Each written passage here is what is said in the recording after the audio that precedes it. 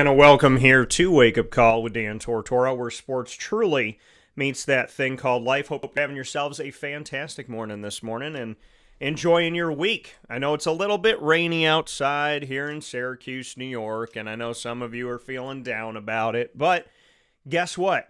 God woke you up today. You're alive. You're here. You have an opportunity to smile, have an opportunity to think, have an opportunity to feel, have an opportunity to make your life a better life and to help somebody else. So if you woke up today, yeah, it's raining. Yeah, it's a little gloomy outside, but it's better than being 6 feet under, and I think everything takes perspective. So let's celebrate today because we're here. Let's celebrate the moment because it's ours.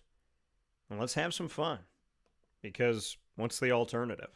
Here on Wake Up Call with Dan Tortora, happy to be here hanging out where sports truly meets that thing called life. We're going to get started inside of MonPazPopcorn.com's What's Poppin'. And the first thing we're going to do, as we always do on a Friday, is the Annoying Moment of the Week, proudly presented by Carvel DeWitt, 4322 East Genesee Street. It is what happy tastes like. Then we'll jump into LEAD, the acronym that stands for Learn, Evolve, Ad-lib, and Deliver, proudly presented by the wonderful team at Chick-fil-A Cicero. And today's topic that we're going to be focusing on is the topic of finding your purpose. And then we're going to get into the top dog of the week, where I have the opportunity to honor Emily Mackay. Emily Mackay, who is a native of Endicott, New York, went to Union-Endicott High School and graduated from there and eventually found her way back to the community of the Southern Tier, going to Binghamton University, and then going on from Binghamton University to most recently becoming an Olympian in the Paris Olympics here in 2024. So big time shout out to Emily Mackay. She is my top dog of the week, and we are going to honor her today, and I'm very excited about that. So make sure you hang out for that moment to honor Emily Mackay, which will happen at 10 a.m. Eastern Time, where I will flash back to my first ever conversation with Emily just a few weeks ago as she was getting ready to head off into the Olympics, and you'll get to see that conversation for the first time. It is timeless because it's her telling her story, so make sure you don't miss out on that, coming up at 10 a.m. Eastern Time. So plenty of great stuff coming up here on Wake Up Call with Dan Tortora, where sports meets life. We're going to round out the show at 10:21 a.m. Eastern Time. People say, why 10:21? Well, that's my birthday, October 21st. So 10:21 this morning, we are going to shift into my Syracuse Orange Football Preview. You know that I've been doing football previews over these last few weeks in the American Athletic Conference and in the Atlantic Coast Conference. There is a ton to come, and I did promise you that we were going to have bowl conversations with Gary Stokin of the Chick-fil-A Peach Bowl and Scotty Rogers of the Goodyear Cotton Bowl Classic. Those are going to be coming up next week. I know we tried to get them all set for this week, but I want to let you know, folks, I am keeping my word. We are going to do them. We just had to shift some things around in partnership in the community. So very excited to bring you those coming up here very soon. A lot of great stuff coming up on Wake Up Call with Dan Tortora. Very happy to be with you, and honestly just happy to be alive. So let's get right into the Annoying Moment of the Week, but not before I tell you a big thanks to Heritage Hill for being our exclusive studio partner. Heritage Hill, the brew house out in Pompey on 3149 Sweet Road on Palladino Farms in Pompey, New York. A beautiful experience, fantastic drinks, food, and the views look like you literally walked into a painting. You can go out there and have so many different experiences every single time you go out. Maybe you go out and you hang out in the hammocks. Maybe you go out and you eat outside. Maybe the next time you eat inside. Maybe you try this food. Then you try the chicken barbecue. Now you're going to take a walk around the grounds, where another time you're going to hang out there at the bar and enjoy the bar there. Maybe you're going to pet the animals the next time you go. A lot of awesome experiences out at 3149 Sweet Road in Pompey, New York at Heritage Hill Brew House. And at their newest location, Heritage Hill North, that's the home of all of our CNS North Stars shows. We have some awesome ones coming up this month. I cannot wait. We're going to be announcing those very soon, so make sure you stay tuned to Wake Up Call with Dan Tortora and all of our social media to find out about that. Heritage Hill North, it makes it even easier to get those Heritage Hill flavors closer to you on 628 South Main Street in North Syracuse, New York, right by the Syracuse Hancock International Airport, and amongst so many pieces of our community, close to Liverpool, Syracuse, Mattydale, North Syracuse, East Syracuse, Clay, Cicero, Beeville. Everything is just within a few minutes of Heritage Hill North at historic Sweetheart Corner. So make sure you head out there today and during all of our broadcasts. With that being said, let's do the annoying moment of the week, proudly presented by the wonderful team at Carvel DeWitt. Dan Tortora proudly brings you... Is that for real? Are you kidding me? The annoying moment of the week. I really, honestly, I don't know how to respond to this. Presented by Carvel DeWitt, 4322 East Genesee Street. It's what happy tastes like. Do you have to be that crazy? I guess so. The annoying moment of the week. I always love doing this every single week, and I have a few annoying moments of the week for you all, so we're going to have some fun here. When I have more than one, which I typically do, we call them scoops because of Carvel DeWitt. So we have a few scoops to get through today, and the first scoop that I'm going to go to is one person is dead and dozens became sick after eating a roasted eel from a Japanese department store. Make it make sense. One person died, and nearly 150 people were sickened by eating stupid food. So, a restaurant chain... Okay, so let's go. The grilled eel, gross, was prepared by a restaurant chain and sold at a department store near Tokyo. 2 required hospitalization of those that were sickened. Like we talked about, someone died. What is this thing about eating food where it could kill you? And people are like, well, Dan, if you eat raw meat, that could kill you. Well, I will say this. 1, I don't eat raw meat. 2, I don't eat raw chicken. 3, I don't eat raw fish. 4, I don't eat things like eel. Why are we eating eel? What is this? Like, what, in what world is this? This is great. So, Kaikyu department store said 147 customers as of Monday had reported symptoms such as vomiting and diarrhea. Good morning, everyone. After eating grilled eel dishes sold in the grocery section of the department store based in Yokohama near Tokyo between July 24th and July 25th. So that was right around Mom's birthday. Fun. Japan has a tradition of eating roasted eel as a tonic for the heat during the hottest days of the summer. Because that's what it makes me think about. You know, it's a hot summer day. I think I'll have some eel. The eel is going to cool me down. How about put cold water on your face? Could that make you cool down? Maybe some cold water. Maybe jump in a pool. I mean, this is insanity. Who does this? For fun. Why not? Why not? I'll just put myself out there and see what life's going to bring to me today. I mean, I want to say that you're like, oh, okay. But it doesn't make any sense. It doesn't make any sense. It's strange. The only common denominator among the sickened was the grilled eel, sold separately or part of box lunches. Box lunches. Eel. And I know that different cultures eat different things, and to us it may be super strange. But do you think, I mean, it's an eel, right? Have you seen one? They don't look appetizing. They never look fun. The eel isn't like, hey, come over here and eat me. Typically an eel looks like, if you eat me, something bad could happen. I feel like most people that looked at an eel would think, if I'm going to get sick on something, this could be it. So, more than 1,700 servings of grilled eel were sold at the shop. The health center detected Staphylococcus aureus, or staph, which causes vomiting and diarrhea in excrement samples from the affected. So, staph. from an eel. Here's something cool. Stop eating eel. And people would say, now I understand, if Japan's listening right now, because we have people that listen all over the world, they're going to say, Dan, they could be like, Dan, you know what? This is part of our culture. Okay? That's fine. I'm not trying to disrespect your culture. What I'm saying to you is maybe there's some cultural moves in another direction. Maybe there's many other things of the sea that we could try. I heard haddock is usually okay. But let's talk about, while we're on the topic, let's discuss the pufferfish. Okay? The idiots that eat pufferfish. And I'm going to say idiots because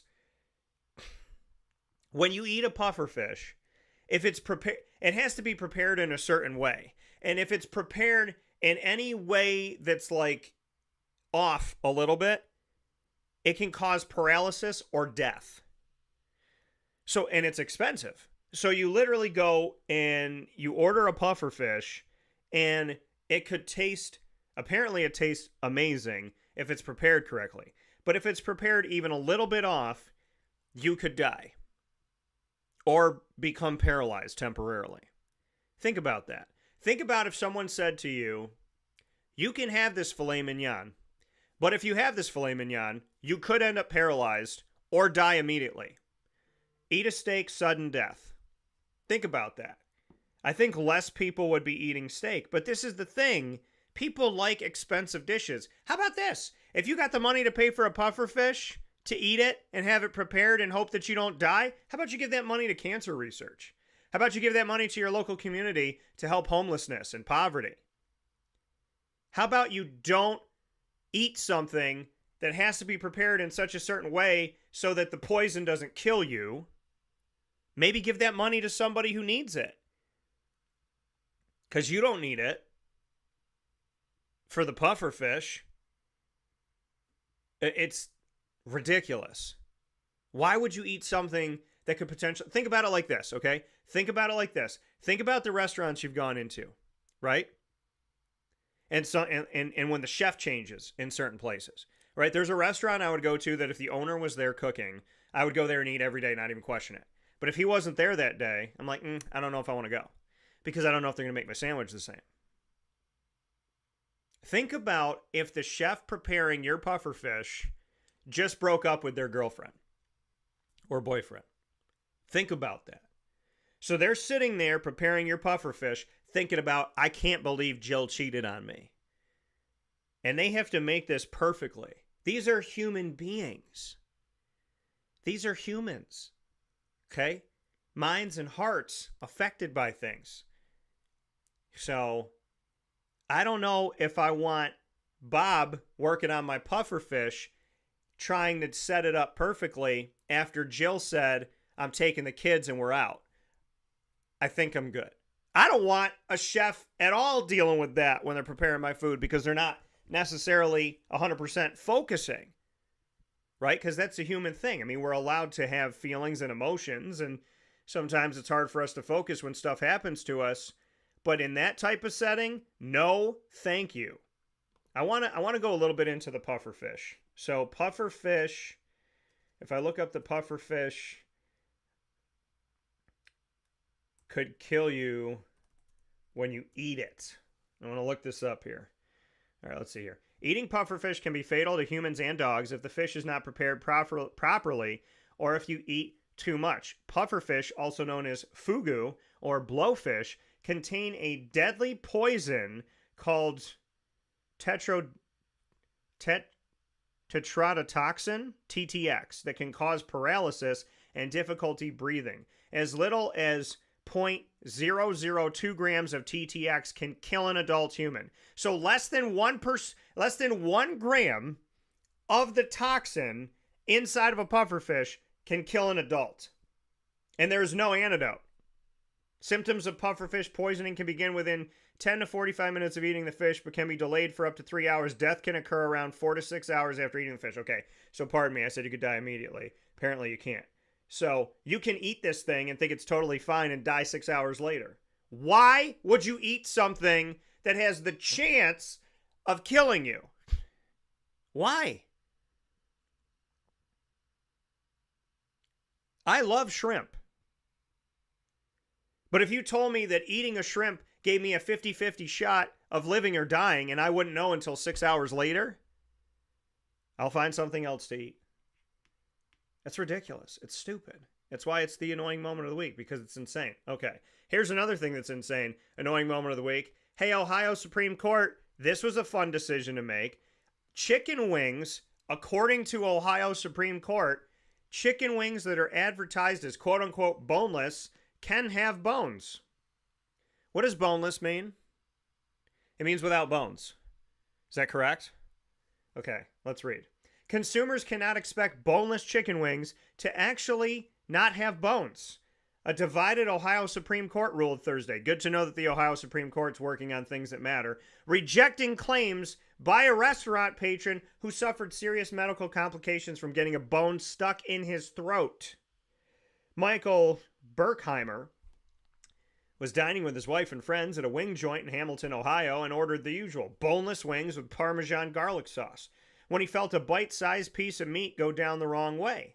3 days later, feverish and unable to keep food down, Berkmeyer went to the emergency room where a doctor discovered a long, thin bone that had torn his esophagus and caused an infection. Berkheimer sued the restaurant, saying the restaurant failed to warn him that so-called quote-unquote boneless wings, which are of course nuggets of boneless, skinless breast meat, could contain bones. The suit also named the supplier and the farm that produced the chicken, claiming all were negligent. In a 4-3 ruling, the Supreme Court said that boneless wings refers to a cooking style, and that Berkheimer should have been on guard against bones, since it's common knowledge that chicken have bones. The High Court sided with lower courts that had dismissed Berkheimer's suit. Idiots. Oh, this man ate a bone that tore his esophagus and gave him an infection, and the Ohio court said, it's your fault. You should have known that boneless wings had bones in it. I mean, you can't get more stupid than this. Is this America? Every day I wake up, I feel like America's going, hey, Dan, whatever you thought was crazy, we got more for you. We got more. Jerry said, I guess he's talking about pufferfish here, pufferfish is 1,200 times more lethal than cyanide. But people pay to eat this stupid stuff. It's ridiculous. And the pufferfish is probably in the ocean going like, God created me as one of the things you shouldn't eat. There's so many things to eat on this planet. And he said, probably don't eat me, and y'all are still trying to eat me. So if you die, whatever. How about this? The pufferfish can kill when it's already dead. Is that not the most gangster fish out there? A fish that can kill you after you kill it? Like, it gets the last laugh, even if it's dead. That's more lethal than the Joker. That's bigger than Thanos.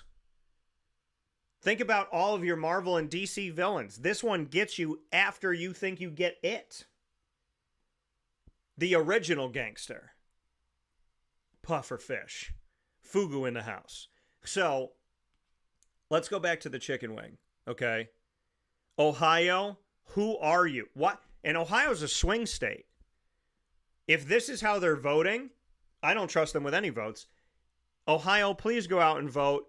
And may these idiots that voted in this thing, may they stop doing that or give up their job to someone who's competent. How can you tell someone whose esophagus was torn by a bone and they have an infection, how can you tell that person, you ate boneless chicken wings, you should have went in there knowing that boneless chicken wings could have bones in them, and that boneless wings is just a cooking style?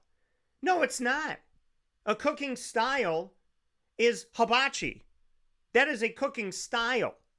That's a way of making food in a certain style, right? Pan-seared, cooking style. Grill, cooking style.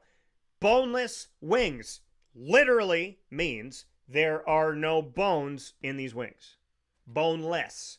Skinless. So what are they going to say? Skinless means there's skin on it?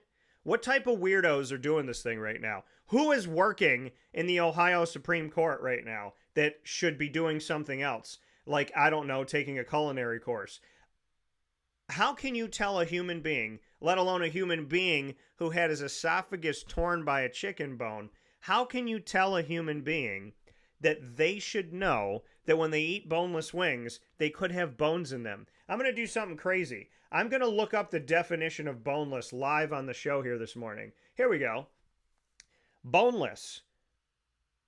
Of a piece of meat or fish having had the bones removed. Example, boneless chicken breasts. How about that? Boneless, having had the bones removed. Having had the bones removed. Without any bones is another example. And all of their examples are chicken. The examples I'm looking at, boneless chicken breasts without any bones. So Ohio, whoever decided that that was a good idea, there has to be someone above you that can help out this man. How in the world, I mean, and what? The annoying moment of the week happens every Friday. But I am finding myself thinking in my head, it has been years since I've been this passionate about something that makes no sense. People eating pufferfish, aka fugu, thinking I could be paralyzed or die. Think about that. Think about if something you did in your daily life could paralyze you or kill you. Would you keep doing it? If smoking a cigarette could paralyze you, right? Would you do it? Would you do it? If you could die from using your phone, I feel like some people would be like, I'll take the chance because people are attached to their phones. The reality of it all, and we need to detach, and I know there's people that are like, Dan, you're attached to your phone. I own a business, but I also put my phone down. Like, I'll take it and I put it over here. I don't like using my phone when I'm out at dinner. Normally, you won't see me pick up my phone lately until somebody else does. If they pick up their phone, I'll pick up my phone and check it quick while they're checking their phone, and then I'll try to put it down at the same time. And I'm trying to get better at it. I don't understand how boneless chicken wings is a cooking style, and that you're somehow telling this person who had an unfortunate thing happen to him that it's his fault because he should have known when he was eating a boneless wing that there could be a bone in it. Okay, so when they say that something's vegetarian and has no meat, if there was meat found in it, if there was like a meatball inside of a piece of, like if there was broccoli, and let's say the broccoli had breading on it, and the breading had meatball in it, and the person finds a piece of meatball, so you tell them you're supposed to know that this vegetarian meatless broccoli actually has meat in it. I mean, in the case of what Ohio said, they essentially said if anything is whatever less, if it's boneless, meatless, whatever that is, that we have to think that there's stuff in it. We have to anticipate that what they told us isn't in it is actually in it. And if it does end up being in it, even though it says it's not in it, it's our fault for not knowing. Who is working in the Ohio Supreme Court? Who is there?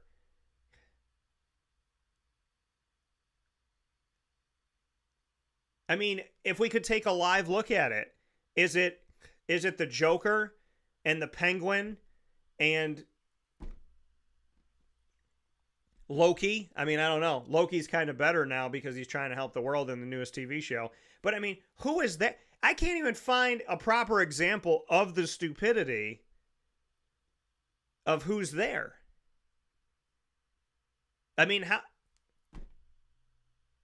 boneless chicken wings is a cooking style, not a statement? Okay, so how about this? Ohio Supreme Court. We think you're a Supreme Court, but you have something called brainless, common senseless. You're lacking of. But in your book, the lack of common sense would mean that there is common sense. The lack of a brain would mean that a brain exists. I'd love for them to stand next to a doctor, a neurosurgeon, and the neurosurgeon saying they have no brain activity, and the Ohio Supreme Court would mean that means that they have perfect brain activity. I mean, I can't spend any more time on it because it doesn't make any sense. I want to go in circles. Last one here, the annoying moment of the week. A black bear and a cub destroyed a car in Connecticut after getting trapped inside of it. Let's get into this for a minute. In Winsted, Connecticut, trapped inside a car, an adult black bear and their cub thrashed about. The horn was blaring, the radio blasting. Outside the car, a second cub ran around in distress, apparently. State Environmental Conservation Police were called by the startled vehicle owner on the morning of July 15th. They opened a door and the two bears ran off into the woods, safe and sound with the third bear. The car's interior was completely torn apart. The incident in Winsted, in the state's northwest corner not far from Massachusetts, was documented in photos and videos taken by the car owner, who captured images of the bears in the car and the resulting destruction on a cell phone. Officials believe they got in the vehicle by opening a door, but it's not clear how the door then closed. Over a week, there have been 3 episodes involving bears in Connecticut that were publicly reported by the State Department of Energy and Environmental Protection, another sign of the increasing black bear population in the state of Connecticut. On Saturday, a woman reported being bitten by a black bear in a backyard in Cheshire. She suffered minor injuries and declined treatment. Environmental Conservation Police found and euthanized the bear, which was taken away for testing. Now, if this happened in Ohio, they would say it wasn't a bear. They would say you saw a bear, you were bit by it, but you should have understood that the bear didn't have bones in it. I don't know. I mean, but why did I use this story? By the way, all the stories this morning from the Associated Press, so thank you, Associated Press, for giving me something to talk about. This story, this is why I use this one about the bear and the cub trapped in the car. All I could think about was, oh, Chuck, thanks, man. I wore the Darkwing Duck shirt today because I love Darkwing Duck. Happy that you appreciate. So this is why I use that story as part of the annoying moment of the week. Because I thought to myself, at some point in our lives, we've all been trapped in a car with someone that we don't like.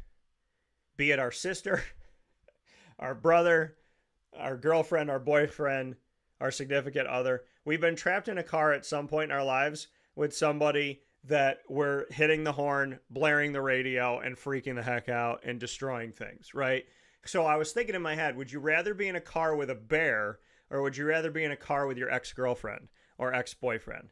That is the question for the morning, and I would love for you to answer it in the comments. Facebook.com/wakeupcalldt. Click on the video and answer here in our comments, like Mom, good morning to Mom, like Jerry, Chuck, and anybody else who's on here. You can answer in the comments. Would you rather be trapped with an ex-girlfriend or ex-boyfriend, or would you rather be trapped with a bear? So your ex or a bear in the car, which one would you rather be blaring the horn with and wrecking the car with?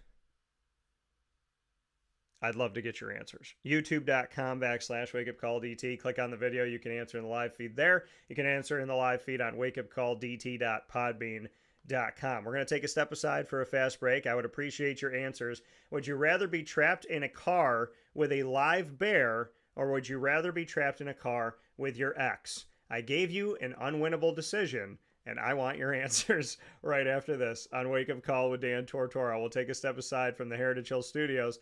This has been the Annoying Moment of the Week, proudly presented by the fantastic team at Carvel DeWitt. Go and visit them today. I can tell you that they don't have bones in their ice cream. I can also tell you that it's not like being trapped in a car with a black bear. And there's no eel-flavored ice cream at Carvel. So all the things we talked about this morning, the beauty of it is it's proudly presented by Carvel DeWitt, where the tastes are good and common sense runs rampant. So make sure you head over to Carvel DeWitt today, 4322 East Genesee Street in DeWitt, New York. If you didn't think that this year was all about the battle between common sense and uncommon sense, this morning taught you even more so that that's where we are. Jerry said, no doubt about it, he would pick the bear over at X. That's my guy. We'll take a step aside on Wake Up Call with Dan. I'm just picturing girls that I took on dates and exes just losing their minds because for whatever reason, they've been listening and watching the show. And I feel like they're like, Dan, you as a... Hey, If you think I'm talking about you, what do they say? You're so vain, you probably think this song is about you. I don't ever say any names. So if you think the song is about you and it's a negative song, that's a guilty conscience. That's not me. That's you. And I'll take my chances with the bear, because if I know anything, bears give hugs and X's don't. We'll take a step aside for a fast break here inside of the Heritage Hill Studios. We'll be back right after this.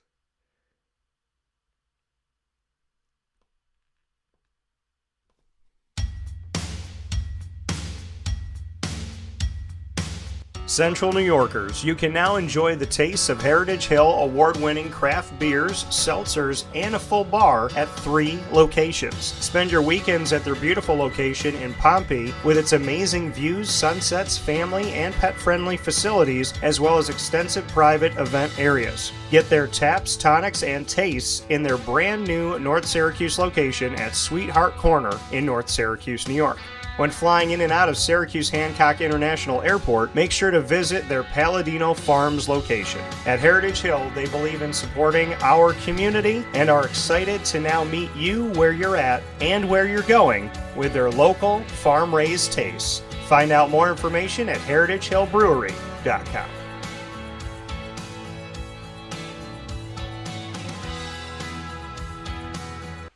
Here's a message from Renee from Bryan's Landing, located on 6523 East Seneca Turnpike in Jamesville, New York. Open Tuesdays and Wednesdays for dinner, Thursday through Saturday for lunch and dinner, and Sundays for brunch. It's a lot like the way that my mom and dad ran their restaurant. We have put in place a lot of people that are family to us, very similar to how my dad hired people that were family to him. And then the tradition I'm carrying on is a lot of the items that are on our menu are my dad's. And he taught our chefs how to recreate his dishes. So I think that Tommy McNerney, who our executive chef is, to him it is an art.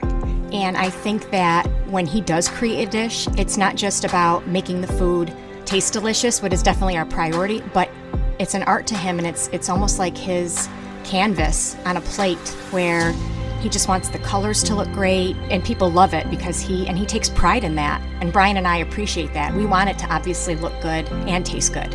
I will tell you, when we opened up, it was 6 weeks before COVID. And what was amazing was the community, our friends and family stepped up, and everybody did takeout. Everybody supported us. Our hearts were just so filled.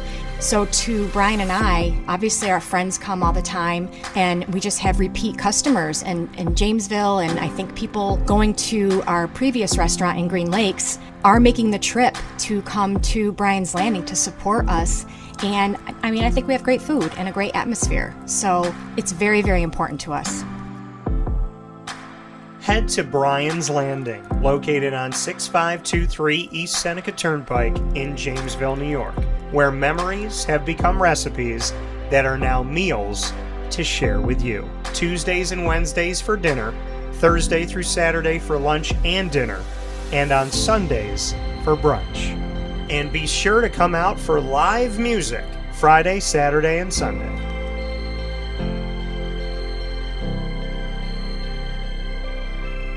Here is a special message from Brian Bruno, owner of Servomation Refreshments Incorporated. I grew up in the family business, had the experience of working for a national food service company with thousands of employees, and as much as I enjoyed the experience I had, there was something about, owning my own company and being able to change the things I saw wrong with the industry firsthand, which is why I moved back to my hometown in Canastota, New York to launch Servomation. It was back in 2007. When we first started the business in 2007, really you didn't find any machines with credit card readers. There was a lack of variety in machines. You got stuck with basically whatever the vending company wanted to sell that day. There's a lot of inefficiencies in the business, and those were all things that we saw as opportunities, both from a customer level to improve and from an operating level to be more efficient.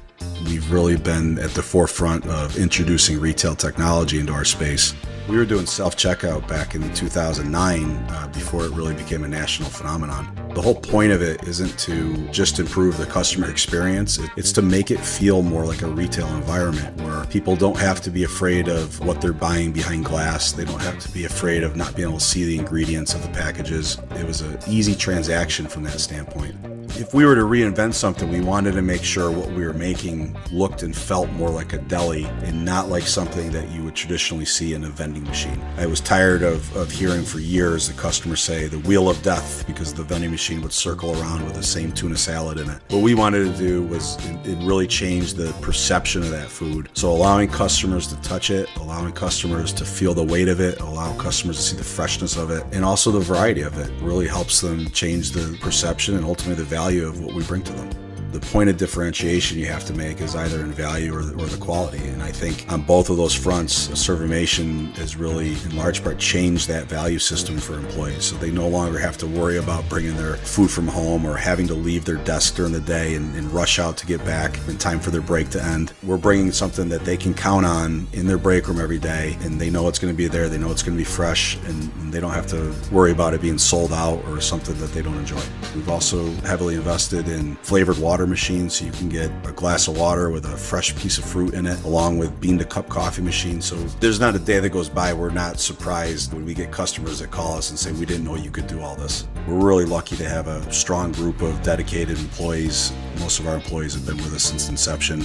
They're family to us, and people like doing business with people they like and trust. And I think the same thing goes for employees. And in a day and an age where there's a lot of corporations that just look at an employee as a number and don't get to know them, that's just not the way I was raised or how I like to do business. So we're a little old-fashioned. We like getting close to our employees. We like knowing how we can help them. We like knowing how we can improve their lives, adjust their schedules, whatever it may be to help improve their quality of life. And we think in the end that makes for a happier employee. We're fortunate enough to have really grown over the last several years, and from Pennsylvania to Massachusetts to Connecticut, we really do have a strong connection, even though we're not in the rooms every day with these employees. There's not one single employee that we feel like we don't know, and certainly we know they can call us at any time, and they're definitely treated as family to us. I wake up every single day really excited to surprise our customers in a good way. The one thing I can tell you is I think that every one of our employees and every one of our customers will continue to be at the forefront of every decision we make. Find out how Servomation can help you and your business by going to servomation.com. Welcome back here to Wake Up Call with Dan Tortora, where sports truly meets that thing called life. Appreciate you being here every Monday through Friday from 9 a.m. to 11 a.m. Eastern Time inside of the Heritage Hill Studios. Heritage Hill on 3149 Sweet Road out in the country in Pompey, New York at the Heritage Hill Brew House, and their newest location in the city, in the many kind of connections of towns and pieces of our community. You'll find them right there at Heritage Hill North, which is a nice beacon in the center of it all, and you'll find it right by the airport. Heritage Hill North at 628 South Main Street in North Syracuse, New York at Sweetheart Corners. It is time to jump into LEAD, which is an acronym that I created by the grace of God. I give God all the credit for this. It was created in December of 2019. And everybody knows in the early part of 2020, COVID happened. And the LEAD, I said, I want to create this faith-based segment acronym. And I was trying to find an acronym that made sense, like a word that truly was a word that's something positive and important and impactful and holds that positive weight, like a word like lead and leadership, and then to break it down and be able to make it make sense as an acronym, which is learn, evolve, ad-lib, and deliver. Proudly presented by Chick-fil-A Cicero. Today's topic, finding your purpose. Do you know what your purpose is? Do you know your why? Because I find that when people don't know their why, they get lost. They're easily manipulated. In today's America, manipulation happens all the time. It's not that manipulation wasn't happening before, but with artificial intelligence and social media and the media understanding its power and people being inundated with information at all times, really, it's with you always. Remember, you used to watch the news at night And then when the news went off, there was no more news. There was your newspaper, the radio, and TV when they were talking about the news, right? Your news would come on at 6 o'clock. It would come on at 11 o'clock. It would come on in the morning. You read your newspaper or your afternoon paper. I miss the Herald Journal. We used to have the Herald Journal and the Post-Standard. Now we just have the Post-Standard. The Herald Journal used to come at like 4 o'clock in the afternoon. And I miss it because, one, as a sports fan, because it came later, it would have more scores, more results than the Post-Standard did. And my family always read the Herald Journal. And I think it's good to have more than one newspaper. Because if you don't, then you have a monopoly. And if you have a monopoly, that's a control of information. And one of the things we talk about on the show all the time, and not that the Post-Standard does this, but as an example, is when you have only one line that's kind of in one direction, are you getting all the information that you need? Now, granted, if it's a company that is doing things the right way and morals and values, and in my opinion, God, then you're going to get it, even if it's only one source. But it depends on how it is. And I think there's a good balance. There was a good balance with the Herald Journal, and unfortunately, it's not here anymore. So it's sad, but people are easily manipulated. They're easily manipulated in today's world. And it's at a rate that is insane to me. I never thought that I thought that people could follow certain things and would do certain things that maybe make no sense because somebody told them to. But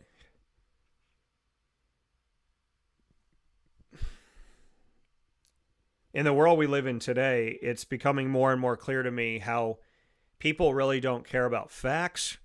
They don't care about history.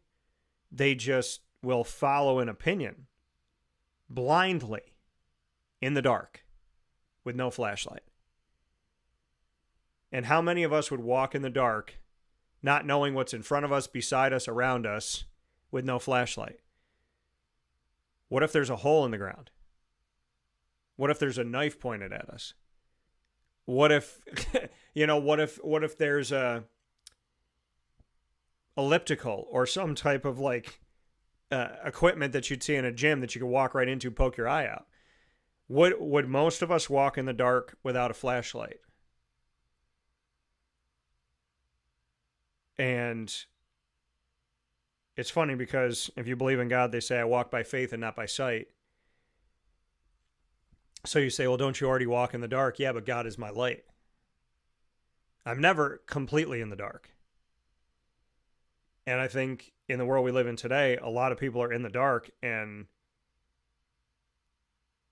they're just following these voices that don't necessarily seek to bring you in the right direction. Now, Chuck said, if I have to sign a waiver, that's a red flag anyway. He said, is there a waiver to sign because it's poisonous? There might be, Chuck. I'm not sure. I've never tried a puffer fish. I have no desire to. He said, boneless can have bone fragments in them. They just aren't supposed to be on a whole bone. Well, Chuck, boneless by definition means, and I looked up the definition here on the show, it means without any bones. So, are there fragments of things at times that show up? Like when you're eating like a piece of fish? Yeah, but it's typically not a good thing, and it typically makes somebody stop and say, excuse me, there were bones in this. So I would think, and especially with a bone big enough to tear a man's esophagus and cause an infection, I would think that should be weighted heavily.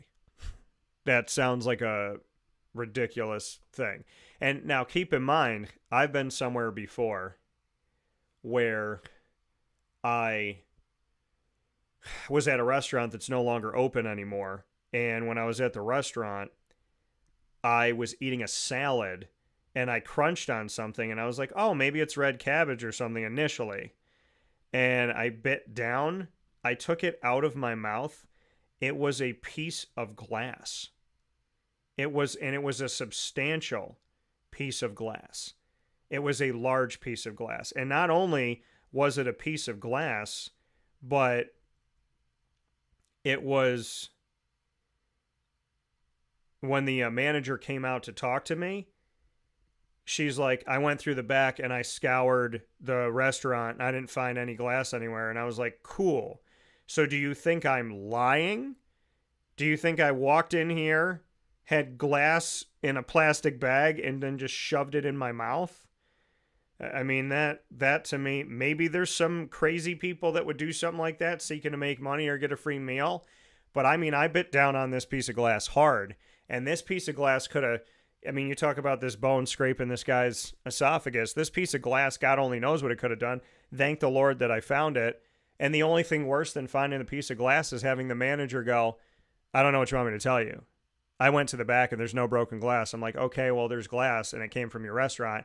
And she just looked at me, and then she talked to the rest of the table like, okay, I don't like that guy because that guy found glass and he's claiming that it came from here. So now I'm going to talk to the rest of the table and be rude to him. I never went back in there again. Whatever, like, no, I'm sorry. No, sir, I can't believe that this happened. Sir, is there anything that I can, it was just, I don't know where the glass came from. And then she was rude to me about it. It was like going through a situation that's not ideal and then having somebody go, you're the enemy. I don't think so. I think the enemy would be the piece of glass, and I think how you handle it decides whether or not I ever come back in here again, and I never did.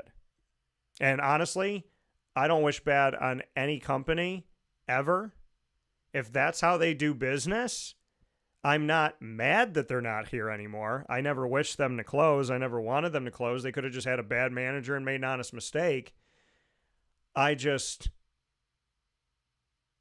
There's some peace in knowing that that place isn't there anymore if there's glass in their food and they're blaming the people that walk in for the glass in their food. And this was a piece of glass. I mean, this was a genuine piece of glass. So, but some people just don't care. So I don't wish bad on that company. I don't wish bad on that restaurant. I don't wish bad on that woman. I just would have liked that situation to be handled differently. And I would have liked for them to be open and running and well under better conditions, I'll say. Because I don't wish bad on anybody. I've never done that before. I'm not going to start today. God bless everybody. So getting back to finding your purpose, people are easily controlled and manipulated. Why are you mentioning this, Dan? Well, because if you don't have a purpose, you are easily swayed. When you have a purpose, when you know what you're living for, when you know what you're trying to accomplish, that's in everything you do.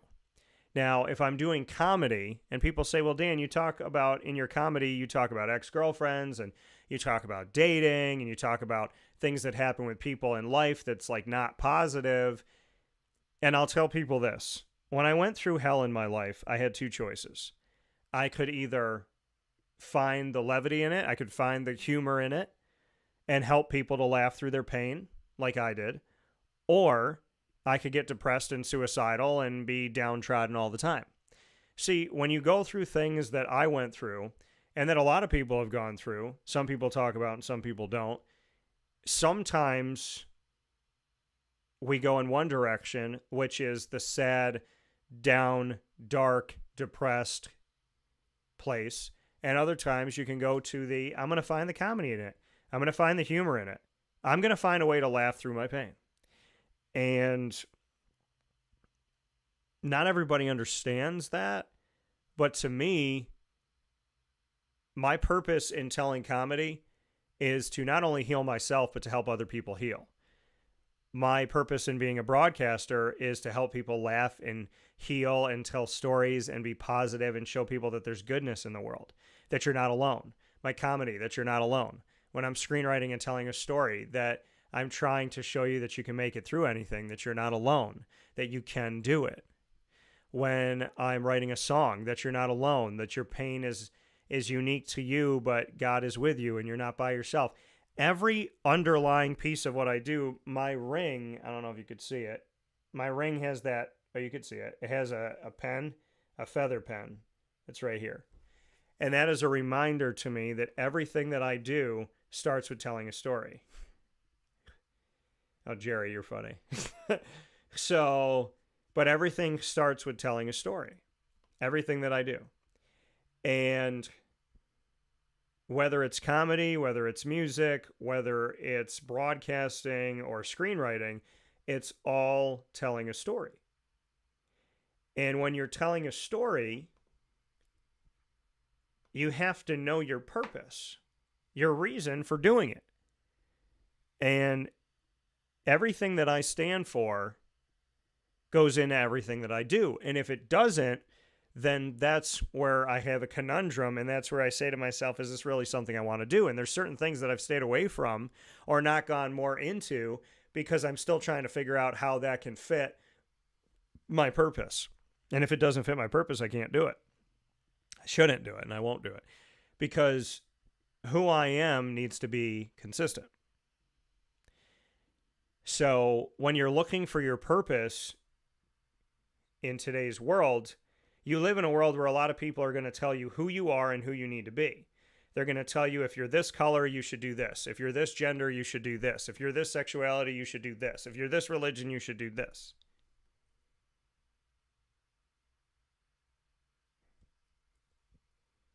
Chuck says, eat more chicken. Say word. That's Chick-fil-A's thing right there.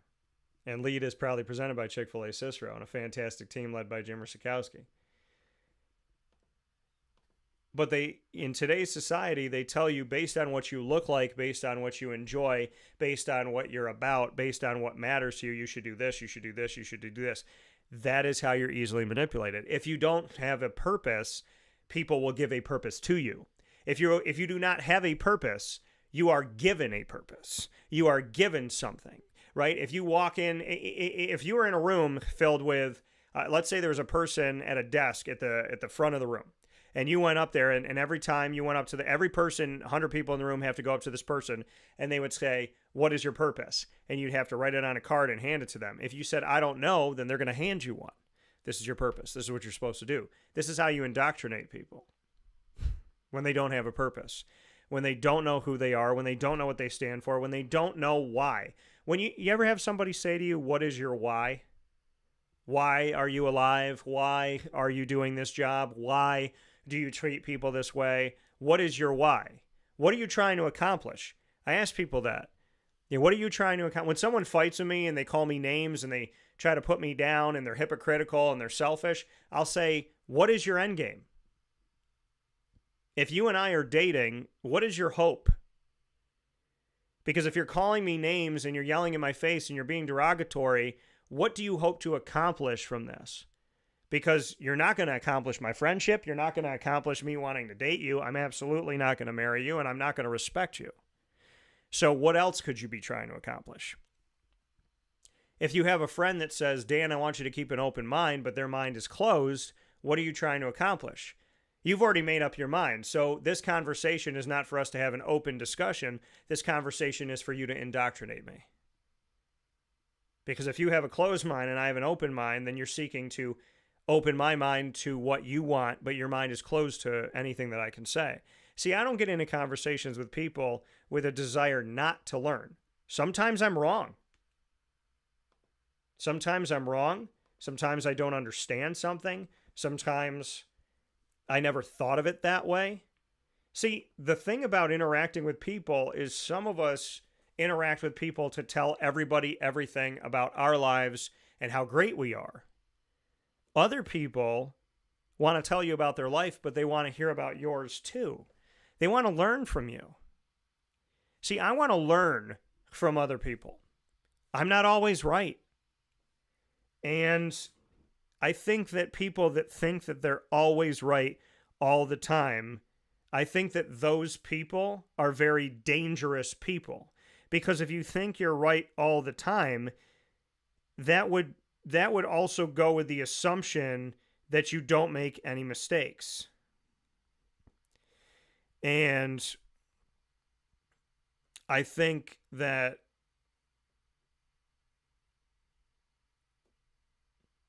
that's something that we really need to look at, right? Because there are people in life today that appear to not think that they screw up. And I mean, most people don't trust politicians, I think it's safe to say.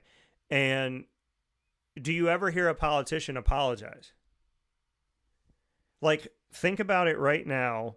In your lifetime, have you seen a politician say the words, I am sorry for da da da da da, and I won't do it again?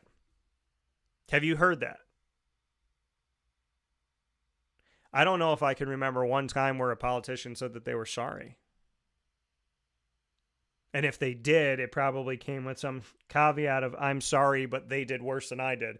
My political opponent, as much as I'm sorry, they should be sorry, or I'm sorry, but they should be more sorry, or I'm sorry, but I'm only apologizing for them because they can't apologize. It came with some caveat.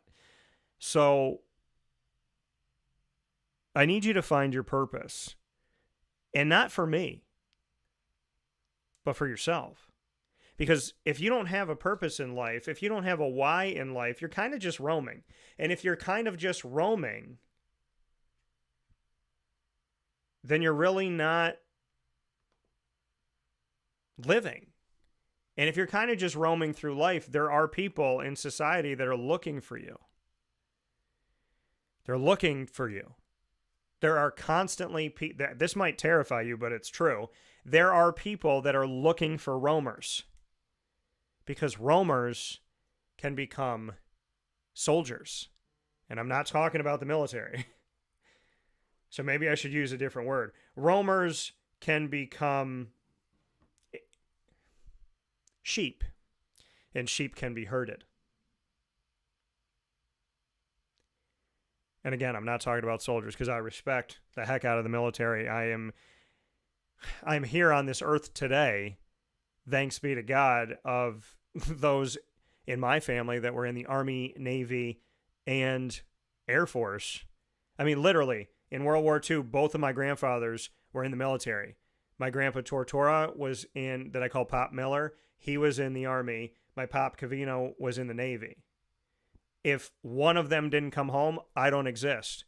Because my grandfather had to come home and have my mom. My other grandfather had to come home and have my dad. And then my mom and my dad had to have me. So if they didn't come home, there's no me. So I have the utmost respect for the military, and that has been proven throughout history of my entire life. I respect the military, and I can't imagine people that wouldn't. I'm not saying that everything is right all the time. I'm sure there's been mistakes made, right? There's Black Hawks that have crashed into, they go down. There's been friendly fire. There's things that happen. But ultimately, the military, to me, they're an amazing, amazing part of our world.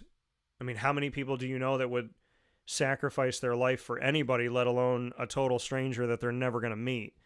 So maybe soldier wasn't the right word, but there are people looking for roamers. And if you think that's not true, maybe you don't watch Lifetime enough. Maybe you don't watch some of these like true crime stories enough. I mean, there's literally criminals that were looking to abduct people that they knew were roamers, like literal roamers. People that had no family, they didn't hang out with anybody, they didn't see them with a lot of friends. Somebody that if they took them, no one would realize they were gone. Or if they realized they were gone, it was going to be a long time after. Which is sad and sick, but you have to have a purpose in life. And your purpose can be very simple. My purpose is to help people. My purpose is to make the world a better place. My purpose is to clean up my city.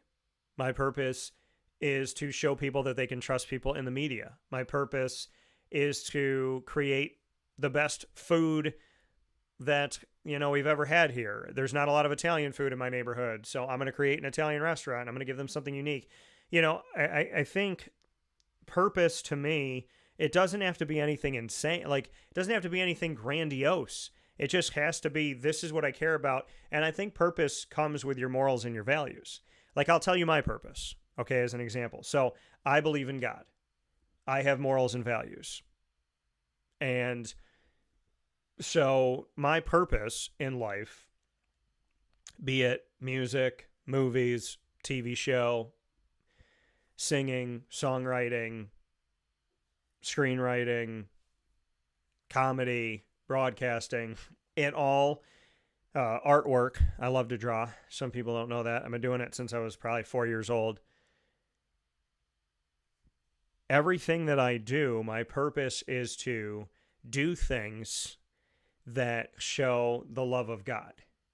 Do things that help people to laugh, help people to think, help people to cry happy tears. You know, I go back to the Jim Valvano quote where he said, if you think, laugh, and cry in a day, you had one hell of a day. And I think that for me, I know that for me, my purpose is to bring people closer to God. And I seek that through doing things I love and through storytelling in the hopes that I can help someone to laugh, I can help someone to think, I can help someone to have their emotion come out where they can cry and really feel the things that matter to them. My purpose in life is to help people to know themselves and to know God, and to know that those two things can be one and the same. It doesn't have to be you over here and God over here, but that you can walk together. And so people say, well, Dan, you talk about ex-girlfriends, you talk about relationships, you talk about past friends, you talk about bad bosses and coaches. How does any of that bring people to God? It's a negative thing. Well, it's a negative thing that I spin to a positive, and I could always do a better job at it, and sometimes I don't do a great job at it. But I seek to share with you something in a funny way, typically. But see, if people knew me and they knew the inner workings of my life, then you would know that there's a lot of comedy that I haven't told. And that is because I sit on the phone with my mom, my dad, my really close friends that are like brothers and sisters to me. And I say, okay, I'll tell a joke, and they'll say, this joke is funny and this joke is funny. But this joke is funny and inappropriate and not really who you are. And then this joke is funny and it doesn't take away from who you are. Because my whole thing is something that you build. If you build one building in a city, that building shouldn't destroy the other building. You shouldn't be building a building that has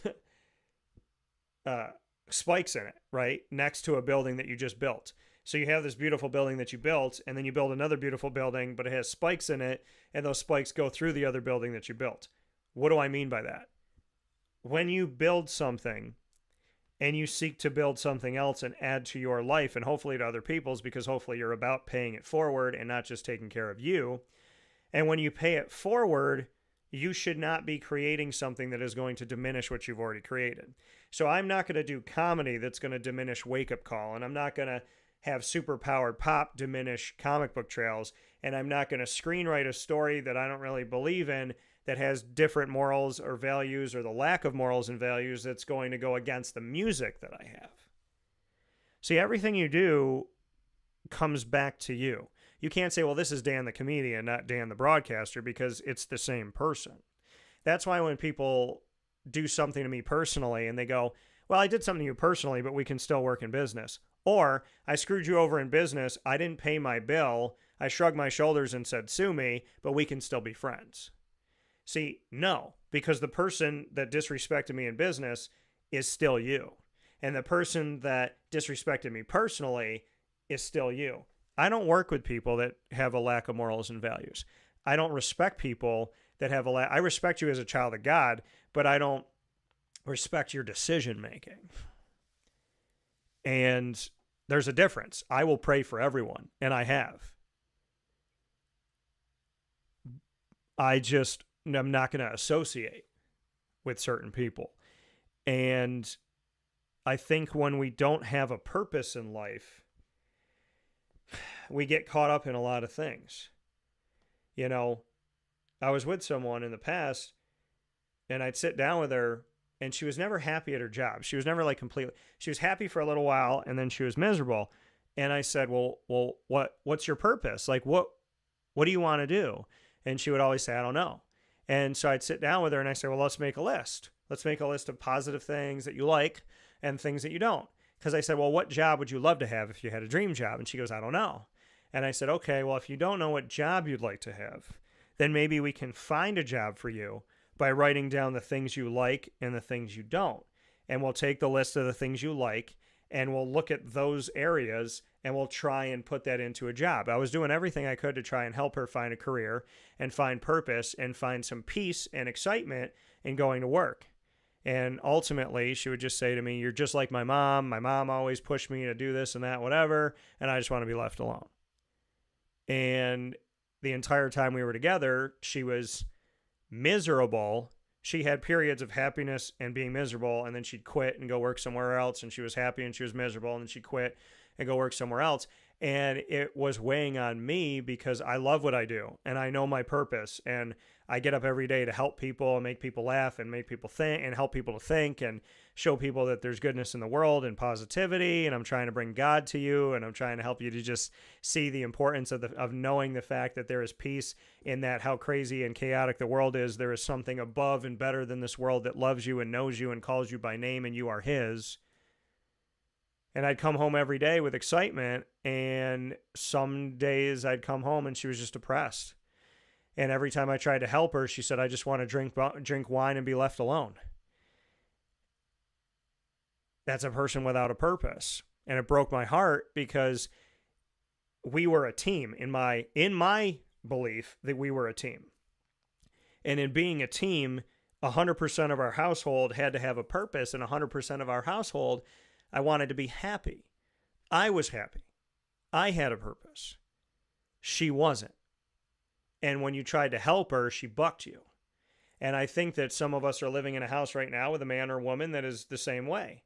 Some of us might have a parent that's that way, that's just hard-headed, or a friend that's that way, or a boss that's that way, or a neighbor that's that way. And that's why they tell you can bring a horse to water, but you can't make the horse drink. And when you don't have a purpose, you find that those people wander. And those people that wander that don't have a purpose, they can be manipulated. And in the world that we live in today, and in the algorithms and all this stuff and the things that they send you, and your phone's listening to you and all this, and if you don't think your phone's listening to you, talk about something you want to buy and then watch Facebook have an ad for it. It happens too much for me to say and by the way, conspiracies are not conspiracies if you can prove them true.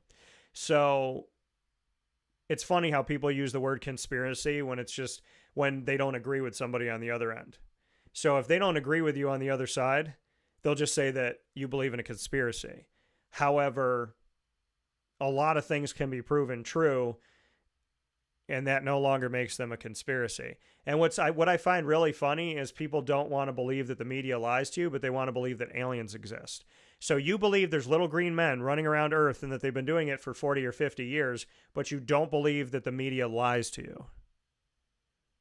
One of them sounds like a really unique thing to believe in, because most Americans would be like, really? And and I think and I can prove to you that the media doesn't always tell you the truth, because I've seen it with my naked eye. I've been around it.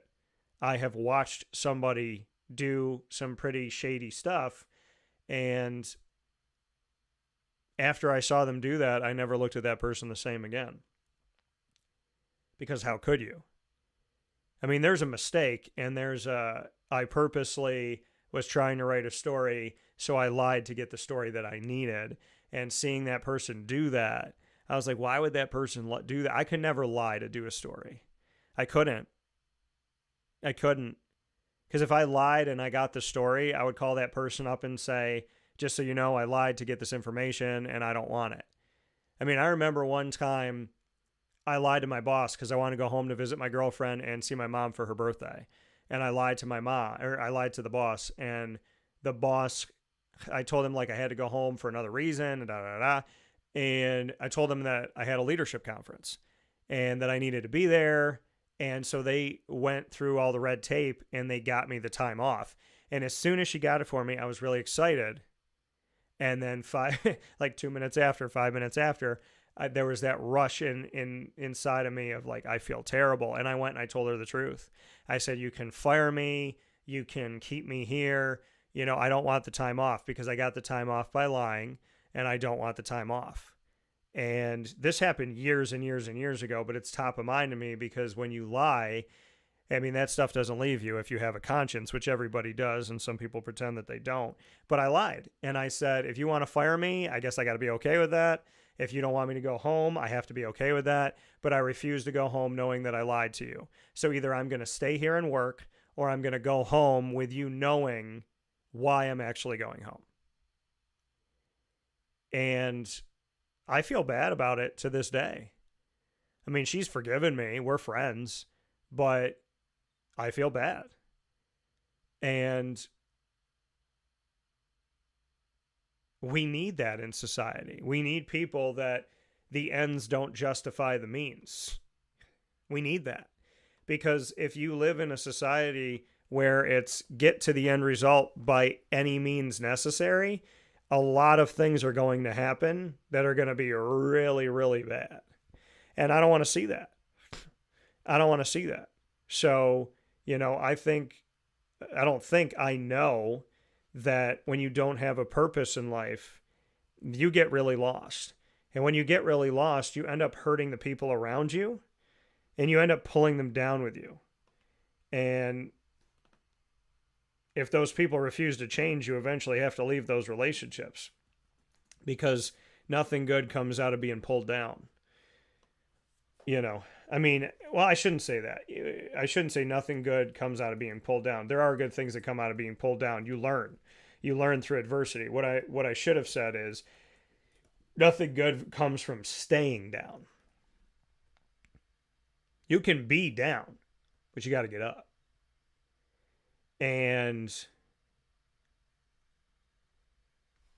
you got to move forward. And as we move forward here on Wake Up Call, I want you to think today about your purpose. If you know what it is, and if you don't, that's okay.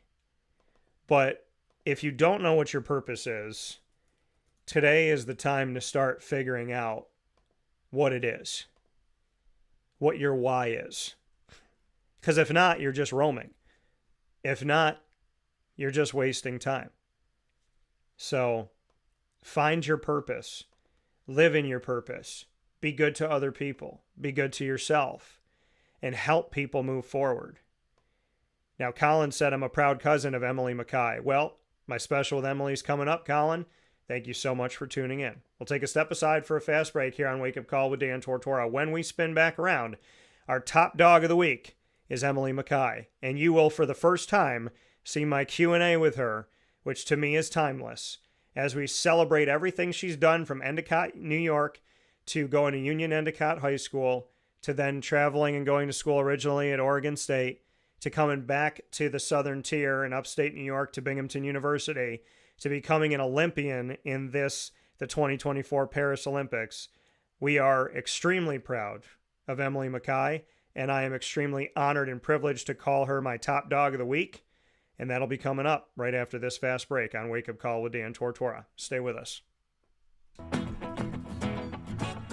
Hi, this is Amy from Mother's Cupboard, home of the whole frittata. We are open daily 6 a.m. to 1:30 p.m. For takeout orders, call 315-432-0942 and tune in to Wake Up Call with Dan Tortora for our monthly food challenge and try our Wake Up Call signature menu item available 7 days a week. Here at Mother's Cupboard, we are Central New York, and it's our honor to serve you.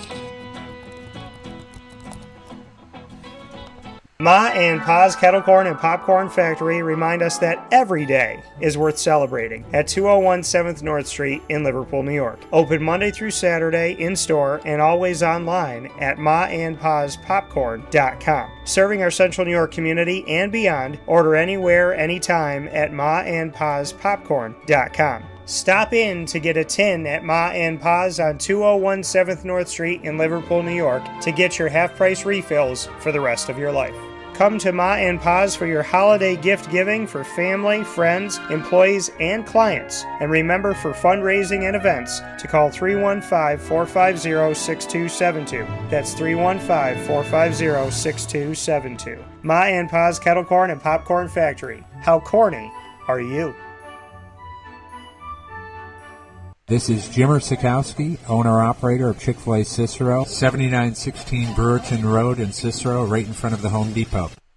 I had a deep feeling that God wanted me to do something bigger with my life and to help people, help others. I kept putting Chick-fil-A in my life, and I realized as I was going through the franchise selection process that positively impacting the lives of others was really core to what we do here at Chick-fil-A. First of all, it starts with the food. The food is brought in fresh daily. We bring in local produce. We prepare to order in the kitchen. We hand bread our chicken. We hand spin our milkshakes. it's great food. It doesn't taste like fast food. I think the second thing is the way people feel when they come in a Chick-fil-A restaurant. It's different.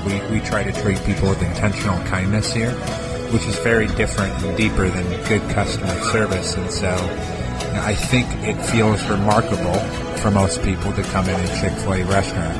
And then lastly, the impact that we try to have in the community is very different. It's a big part of the expectation of every operator of a Chick-fil-A restaurant is that they're actively engaged in their community, they're a leader in the community, and they're making a difference. When they realize that what we're striving to do is to shine a little light in their life, that's a very, very different experience than you will have in any other quick service restaurant. And it's that remarkable experience that I think people will emotionally connect with.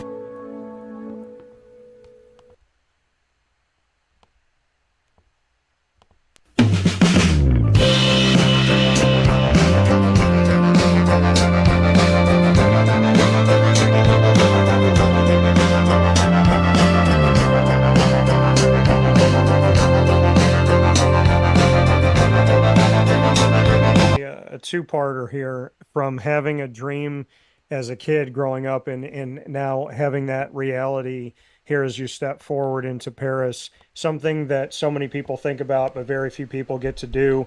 Just what that means to you to have that surreal moment of looking back on what you hoped for and then seeing that come to fruition. And then the second part, what you would say to the boys and girls growing up right now, envisioning themselves in the Olympics someday, what you would say to them as words of advice.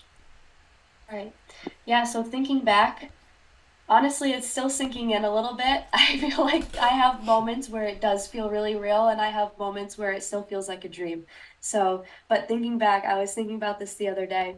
The first time I think that I really had a dream of going to the Olympics was my senior year in high school when we were doing the class notables, and one of them was most athletic and one of them was most likely to go to the Olympics. But so my junior year, there were both of them, but my senior year, they cut out most likely to make it to the Olympics. So I did not get a senior notable because I think most athletic went to Kayla Brzezinski. She was a multi-sport athlete. She did 3 different sports. So, and she was definitely the most athletic. And I was just like, darn it. Like, of course they would cut that out my senior year. I really wanted the class notable of most likely to go to the Olympics. But then I thought, maybe I could actually make that happen someday. You know, that was the first time that I was kind of like, like, that's a really cool dream to have. So it's really surreal to like think back to high school and the fact that it became a realistic goal and it's actually happening is just, yeah, it's so surreal. But what I would have to say to the little boys and girls, like, I would just say dream big. You know, that's something that I have learned to do in the past few years, and something that I wish I had been doing my whole life is just don't be afraid to dream big and believe in yourself, and you can really do anything you put your mind to. And yeah, don't sell yourself short. Think big and dream big. And if you you know, this is also pretty cheesy and cliche, but if you you shoot for the moon and you land somewhere in the stars, right? So that's like something that I've been thinking about a lot lately.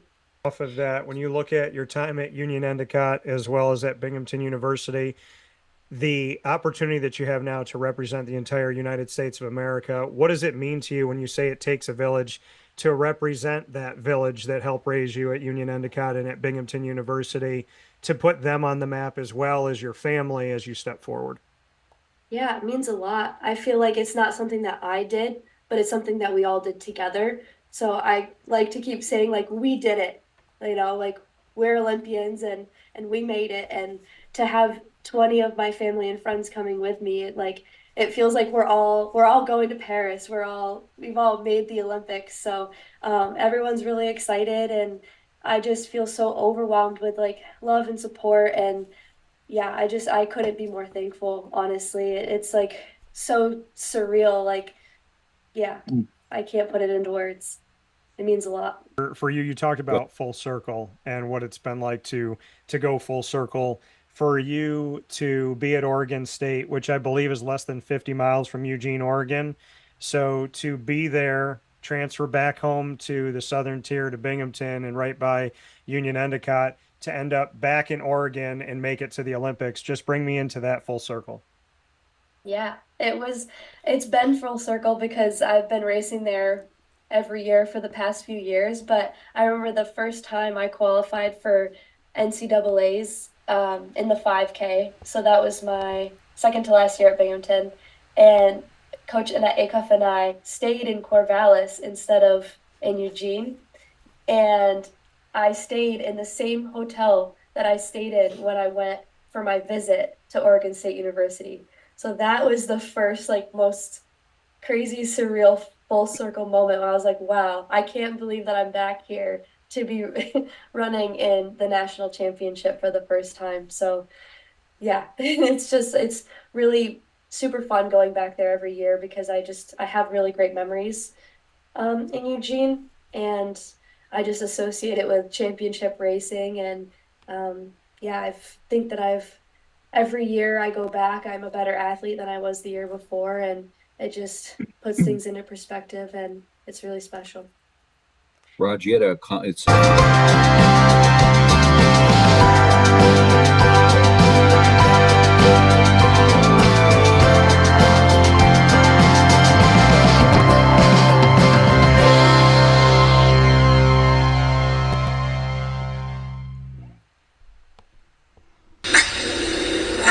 Top dog of the week. You just heard from her, Emily Mackay, our top dog of the week, easily my top dog of the week, and sharing with you her story, a lot of things that she said, and just really sweet and wonderful, wonderful person. I look forward to getting to know her better. Kevin said, great interview, listening from 30,000 feet above. Love you, Kev. Thank you for making sure that Wake Up Call can say that we've been heard literally in the air. Next stop is Elon Musk listening to us in space, which would be really cool. Emily said most likely to go to the Olympics was one of the class notables and something you could be voted for. Right? I remember those. And she said it wasn't a notable in her senior year in high school. And how ironic. She wanted to get that class notable of most likely to go to the Olympics in her senior year, but she didn't get it because it didn't exist. They took it off the list. And what did she end up doing? She ended up going to the Olympics. And she said, dream big, and that she wishes she had been doing that her whole life. Well, the good thing is, Emily, by the grace of God, your entire life is ahead of you. So keep dreaming big. I asked her about going to the Olympics, and she said that it's about everyone. It's about everyone that's been with her on the journey. That she's not an Olympian, but that we are Olympians when she was talking about all of her loved ones. We did it. We're going to Paris. And the beauty of the fact that not only is she successful in chasing these dreams of hers, successful by just getting up and doing it, just getting up and going after it and trying. See, people don't understand that. You don't have to win a gold medal to be successful in the Olympics. The fact that she believed in herself, chased her dreams, went after it, hit adversity, kept going, ran in the trials in Eugene, Oregon just a couple months ago, not even a full 2 months ago, made it, qualified, went to Paris, ran in her race, made it to the next round, and in her words, after she made it to the next round, she said, now I'm officially an Olympian. But Emily, in your words, we're Olympians. We did it. You said that before you left. And you don't have to win to become one. So, I know you said you feel like an Olympian officially now, but in our hearts and our minds, you have been for a very long time. And the fact that you stayed with Coach Acuff in the same hotel as when you visited Oregon State, coming full circle. Oregon State is less than an hour away from where the qualifying things happen in Eugene, Oregon for the Olympics. So when she went, so think about this. She grew up in Endicott, New York, Emily Mackay. She went to school at Union-Endicott High School. Then she went to college at Oregon State. Then she transferred to Binghamton University, where she met Coach Acuff. Transferred to Binghamton University. graduates from Binghamton University, and then goes back to Oregon to run in the track qualifiers to try and get into the Olympics, makes it less than an hour away from the school that she had gone to. That's full circle, right?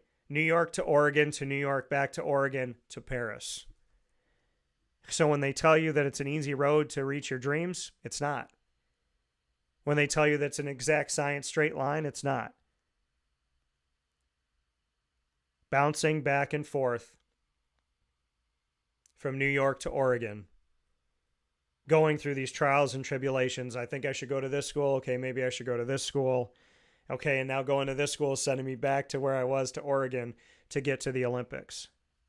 Emily Mackay's story is a terrific one, and she didn't have to win a single race for me to sit here and say that she's an Olympian or that she's a pleasure to have on the show. She's my top dog of the week because not only has she done incredible things and represent the state of New York and upstate New York very well, but that she's done it with a smile, with humility, kindness, and grace. Emily Mackay, our top dog of the week, proudly presented by K9 Camp Dog Daycare and K9 Kampground Dog Boarding, the only place to bring your dogs for short and long-term care with plenty of love and an extension of your family. So with that being said, we'll take a step aside for a fast break, but not before I say one more time, thank you, Emily, for allowing us to be a part of your story. God bless you. God bless your family.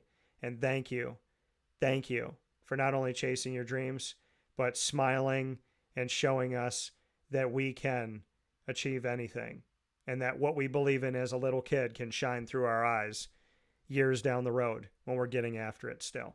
Thank you for being a beacon of hope and for showing us with a smile, hard work, dedication, determination, grace, kindness, faith, and humility that we truly can accomplish anything. It's great to see good people in this world. I guess the color purple is great. It's great to see good people in this world. And when you see a good person succeed, when you see a loving, caring person succeed, it just makes you believe that this world has so many great things ahead of it. And Emily, I know you do too. Our top dog of the week, Emily Mackay. God bless you. We'll be back right after this inside of the Heritage Hill Studios.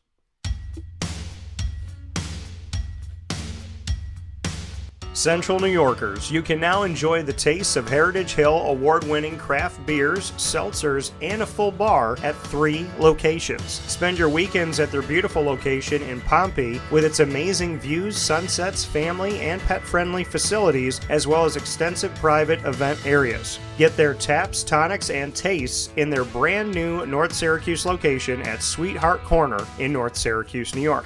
When flying in and out of Syracuse Hancock International Airport, make sure to visit their Palladino Farms location. At Heritage Hill, they believe in supporting our community and are excited to now meet you where you're at and where you're going with their local farm-raised tastes. Find out more information at heritagehillbrewery.com.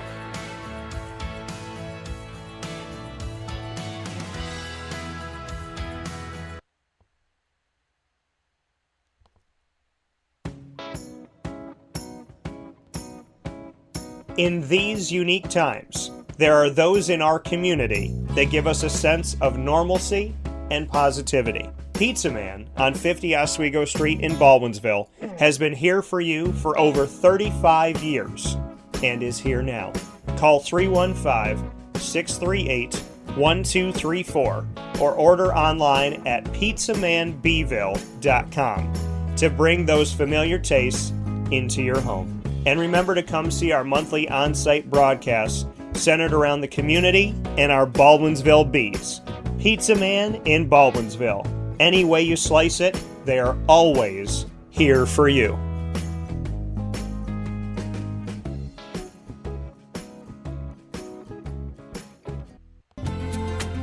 Looking for your next ride?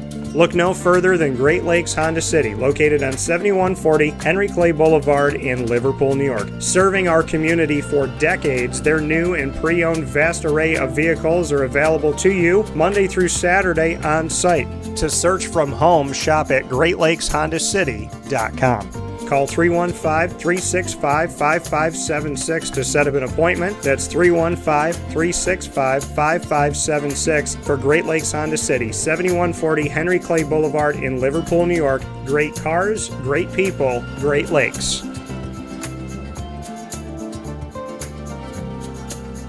All right, you need to come out here and get yourself the Brooklyn Pickle. I was talking about this with one of my buddies. I was like, yo, there's no better sandwich in the state of New York than the Brooklyn Pickle. And now that I found out that they're going down to North Carolina, we are taking over your taste buds everywhere you are, wherever you're going to be. You need to get yourself out to the Brooklyn Pickle. Pinehurst, you just realized that you found yourself the best sandwich shop that you're ever going to have. This is a glorious moment. It's a blessing to your community. You're welcome. Brooklyn in the house, baby. Go over to the Brooklyn Pickle. You already know what it is. You heard the man. Head to Brooklyn Pickle Pinehurst on 1788 Old Morgantown Road in Southern Pines, North Carolina.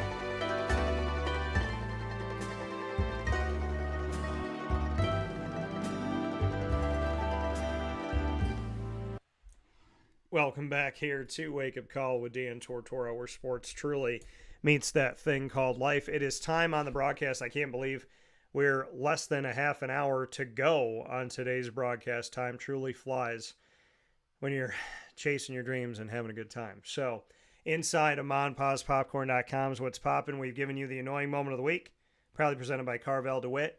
Lead, learn, evolve, ad-lib, and deliver, focusing on the topic of finding your purpose, proudly presented by Chick-fil-A Cicero. The top dog of the week, honoring Emily Mackay, Endicott, New York native, and Union-Endicott High School and Binghamton University alum, as well as an Olympian who was just here in the Paris Olympics in track, running the 1500. God bless her. And honored as our top dog of the week, proudly presented by Canine Camp Dog Daycare and Canine Kampground Dog Boarding, and having you have the opportunity to hear her story here on Wake Up Call with Dan Tortora this morning in our Q&A together. Thank you again to Binghamton for setting it up. Thank you to David. Thank you to John. And big time thanks to Emily. And look forward to talking with her soon. It is now time for our final piece of today's broadcast, which is my Syracuse Orange 2024-25 season preview for football. We got plenty coming up, but I had the opportunity to go down to Charlotte, North Carolina by the grace of God. And for over a decade, which I can't even believe that it's been over 10 years, I have covered the Atlantic Coast Conference. And in covering the Atlantic Coast Conference, of course, I cover all the teams within it. For the first time ever, there's 17 football teams and 18 overall, with Notre Dame a part of the ACC for everything but football. One of those teams, my hometown, Syracuse, New York. And this is the first time that I got to speak with Fran Brown at ACC Kickoff, as this is his first season as the head coach of the team and first season ever as a head coach, coming from Georgia, where he was an assistant with the national champion Georgia Bulldogs. Coming up today in my season preview with the Syracuse Orange, you will hear and see my Q&A with Fran Brown from Charlotte, North Carolina, from the ACC Kickoff. You will also see my conversation with running back LaQuint Allen Jr., with defensive back Justin Barron, as well as newcomers to the team, defensive lineman Fadil Diggs, and for the first time ever, my conversation with quarterback Kyle McCord. I mean, all of these you're seeing for the first time ever, but this is the first time that I've ever interviewed Kyle McCord. So a lot of great stuff coming up. Fran is first. Here we go.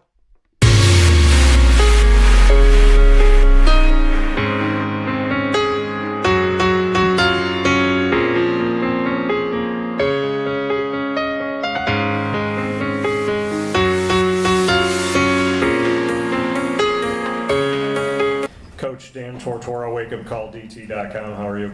I'm doing well. Yourself, man? Doing well. Looking at coming into this team and utilizing the transfer portal as well as true freshmen coming in and returning players, family's important to you, not just saying the word, but actually living that way. How has this started to come together as a cohesive group going in the same direction from freshmen to transfers to returners? I think what we did when it came to transfers, we only got guys that were truly, like there's a saying that I have, like DART is our core values, but then I go committed, care, and trust. And if you look at all the guys that we brought in, I think they're truly committed. to not just themselves, but to winning, to the bigger piece of the program. They truly care, and then I can trust them. You know, and the teammates can do the same thing. So us having the opportunity of going to get Kyle McCord and them coming in, us having the opportunity of getting the Fidel Diggs, and then, you know, we had Justin Bear, Marlo Wags, LaQuint Allen, all those guys stay there to be able to gel it all together. Our family piece is starting to come together. At first, I wouldn't have been able to tell you that we were a family because we just know each other and we didn't go through any rough times, but now we're becoming a better family. Coach, in this world, obviously, a lot of people are looking at wins and losses. They're looking at the transfer portal. They're looking at money and NIL. But you go beyond that. You talk a lot about your faith. You also are big on being a part of the community. And I want to say thank you to you and the team, first and foremost, for what you're doing in Syracuse, because that's my hometown. Just what you could say about going beyond wins and losses, beyond the money, beyond all those things that are always a topic of conversation, to helping the community and making sure that that faith is forward? First and foremost, like, faith is really important to me. I think a lot of people say it, they'll get up on the podium and say, I want to thank God first and foremost, but they don't live it on a daily basis. Our core values, like it was dark, you know, that's our identity, who we are, just being detailed, accountable, relentless, and tough. And we feel if you can do that with your faith, you can also do that in the community. I mean, it just means a lot, you know, and I think that once they're doing that in their faith, they're doing it in the community, they're doing that with their families in their classroom, football will be able to handle itself. So that's kind of the main thing. I think the faith piece is the beginning of becoming a man, you know, having a true foundation when you go through those rough times in life, because every adult in here has hit a rough patch, has hit a rough time in life, and when you're able to fall back on your faith, you know, there's no better feeling when you truly believe and you're a believer. Coach, you speak on Kyle McCord and what he can be to this team, with him coming in as a transfer, but being the signal caller and one of the leaders, if not the leader of this team. What did you see in him beyond the film that made you believe that he was the right person to lead your offense in your first season at Syracuse? I think he's a great person. You know, when you just sit there and talk to him, he's genuine. He's himself. He was a guy that has recruited a lot of people throughout my time of being a coach. Everyone started to change. You know, the kids started to get different accolades and different honors, and they all switched up. And he's been the same person. He's the same guy that he was as a freshman. And then I just seen him as a winner. I think Kyle may have lost 2 games his entire life. You know, one was maybe in Little League in the championship, and then, you know, last year. So, I mean, the kid's just been a winner his entire life. And he's just a genuine person. I thought he was a leader. Got a chance to watch him play Little League, and, you know, where we come from, like, he's him. You know, a lot of dudes like say different things and go about it, but like he's just a good leader. When you watch him in the weight room, just everything about him. Like, I'm honored and thankful that, you know, he's our quarterback and he's the leader of our football team.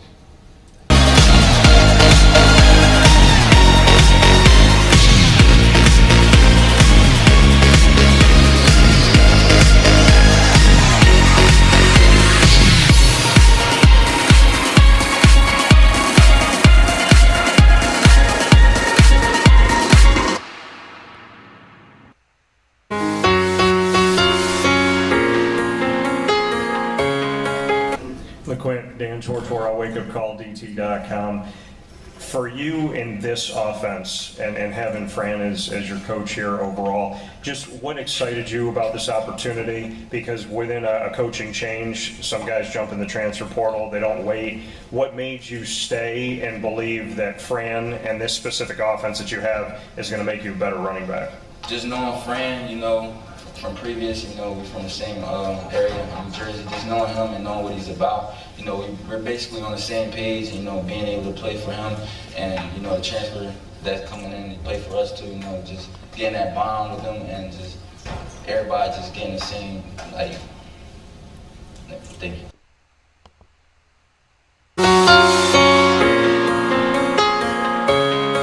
Dan Tortora, wakeupcalldt.com. Justin, you've given so much to this team. You played with one hand at times. Just what you can say about what you've learned kind of growing through the program at Syracuse, and why you've given literally your heart and soul, and a lot of times put your body on the line for Syracuse. Well, first of all, it's what my teammates deserve, I think, right? And there's no point in me being out in the field if they're not going to get everything I have. And just even last year, right, like you're talking about the one hand, just all the work that we put in the offseason, in the film room, and the endless hours, the blood, sweat, and tears, that's all I can give to them, and anything less, it's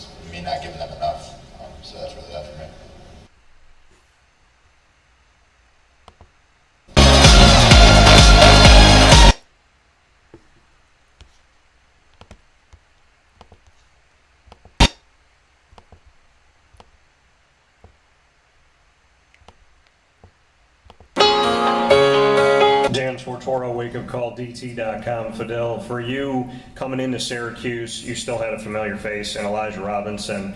Having him from Texas A&M, what's it been like to work with him there and here? Like, what those consistent kind of pillars of how he is on the defensive side of the ball, how does he command the best in you? What are those pillars for him? Just me and Coach E having a relationship, even before Texas A&M, like, him recruiting me. I just know what type of guy Coach E is and how much he cares about his just his job. Like, he want to work on having the best defense in the country, and I want to be a part of that. So him telling me just be the best leader I can be toward the defense, and just keep doing my job and playing hard and pour that into the guys and just keep doing it. Fidel, when you look at Justin Barron and the leadership that he's brought over the years, being on the same side of the ball and seeing what he's done, how does he command the best in you? Like he said, he's calling guys out, he's trying to be more vocal about things that need to change. What can you say about that bond that you have with Justin? So with Justin, I learned a lot from Justin. Just coming from a different school, bringing a little bit of my leadership and learning from him, how he lead. We just bring it, pour it into each other, and just learn from each other. So just getting that from him is big. Being another great leader, a vocal guy on the defense is great. Having that from JB, and I appreciate it.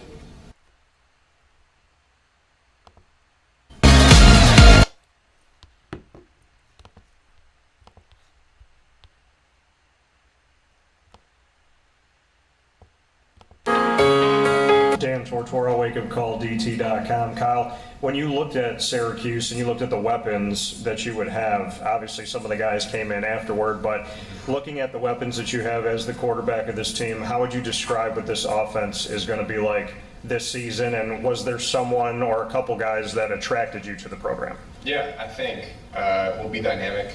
I think at every single position, offensive line, running back, tight end, receiver, we have a lot of great weapons. Some that were there last year, like OG and Quinn, and then some new guys like Yazid Haynes, Jackson Meeks, who came in from the portal.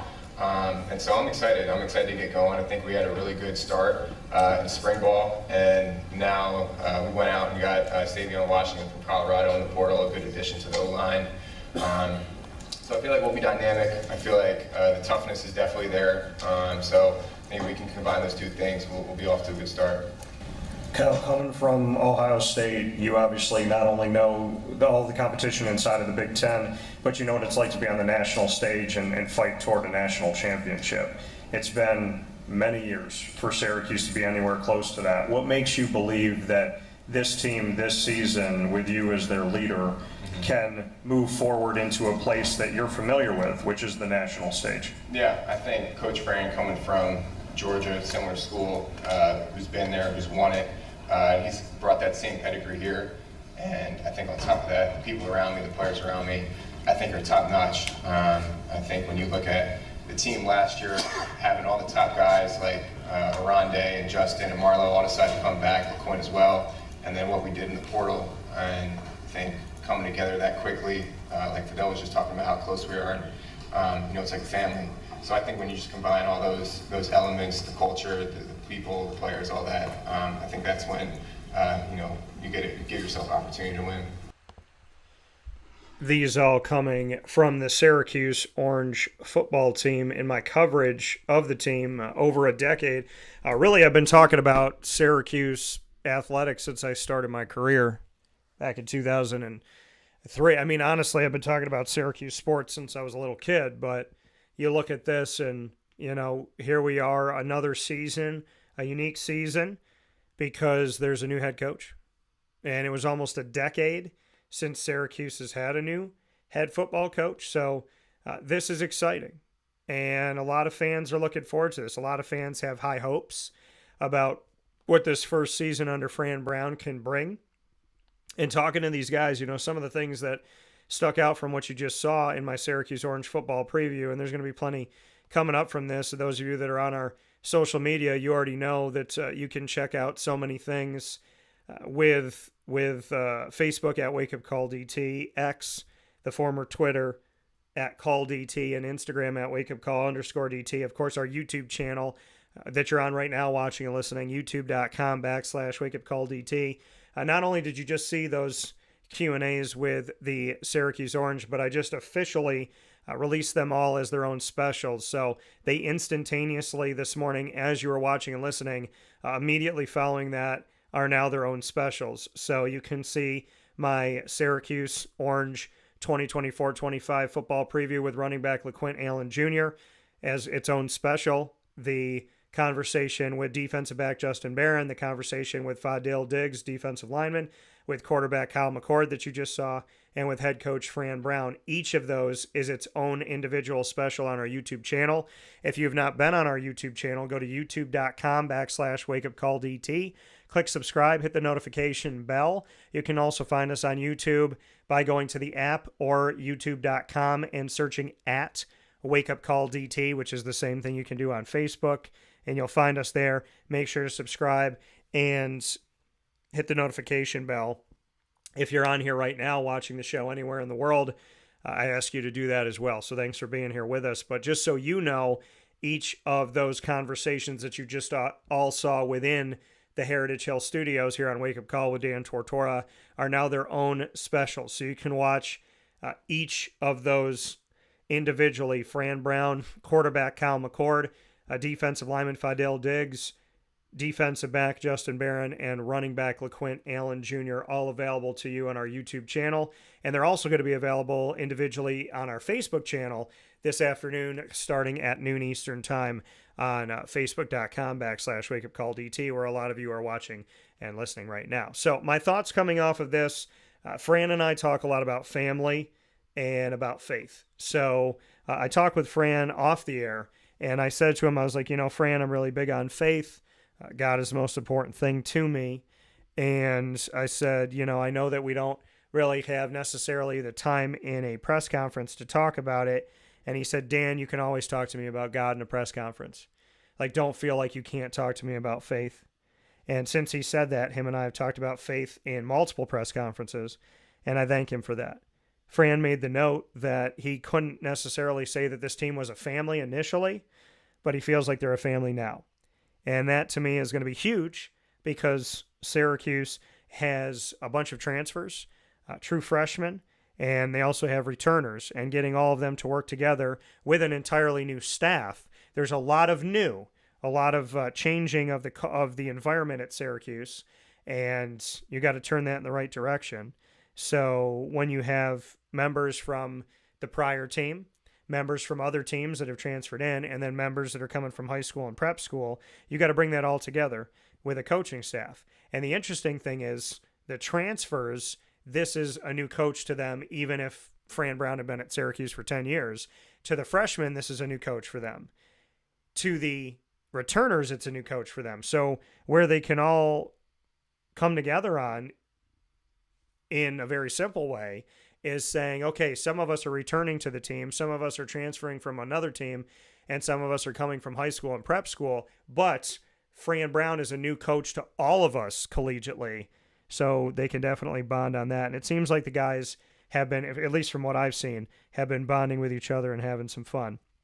Speaking on the team being dynamic and tough, the roster being dynamic and tough, Kyle McCord using those words, dynamic. I love that word, dynamic, meaning that they're multi-layered. They could do a lot of different things. Tough, grit, very important, because in life, it's not about how talented you are. It's about what you do with it. And then Justin Barron, who literally played last season at times with one hand. He had another hand bandaged up like a club and, couldn't use his fingers, and he still came out there and played. I asked him why, which you just saw, and he said to give any less than everything. To give any less than, he said, my teammates deserve, I'm paraphrasing here, I think it's what he said, but he said, my teammates deserve everything. To give any less than that isn't enough. I want you to think about that. To give any less than everything isn't enough. When I said to him, why would you play with one hand? He had every reason to be on the sideline and to not have people have qualms about it, right? The guy's playing with one hand. Okay, he's on the sideline. He's going to be out for a couple weeks.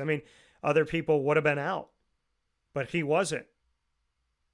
And when I asked him why, he said that his team deserves everything from him. And to have anything less than everything wouldn't be enough. If you don't want to play for that type of leadership, I don't think you know leadership. So shout out to that. And it's great to hear from these guys.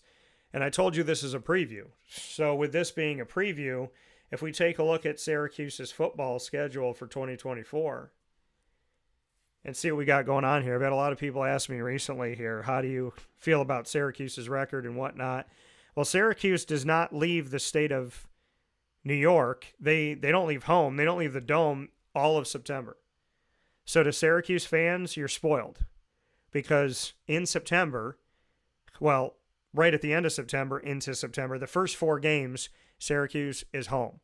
Ohio, non-conference MAC game against the Mid-American, August 31st on a Saturday at 3:30 p.m. Eastern Time. Their first ACC game is the second game of the season. This has been happening over the last few years with the ACC and scheduling and whatnot. So you play ACC games really early now. Their first ACC game will be in week 2. Normally, the typical schedule for college football Division I AFBS is to play your first 4 weeks non-conference and then play your last 8 games in conference. And that's what Syracuse used to do. Well, that's changed over time in the ACC, and it's changed in general in certain places and within the FBS. So they will play non-conference Ohio on Saturday, August 31st to start the season opener and home opener on Saturday, August 31st at 3:30 p.m. Eastern Time. Then they'll have their first conference game in the ACC in their second week of the season. It's Military and First Responder Appreciation Day. That'll be on Saturday, September 7th at noon Eastern Time in the Dome against Georgia Tech.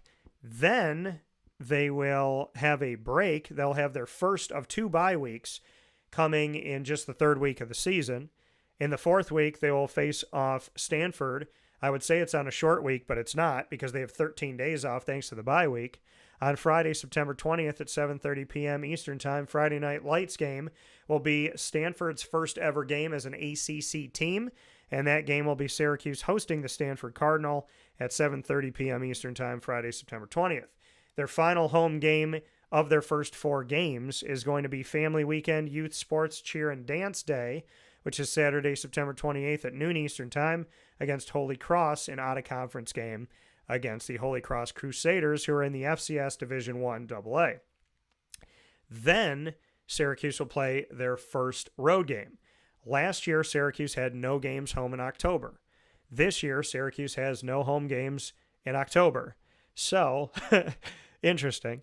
October 4th on a Friday night, their second Friday game of the season, is going to be played at 9 p.m. Eastern Time because it's on the West Coast. So it'll be played at 6 p.m.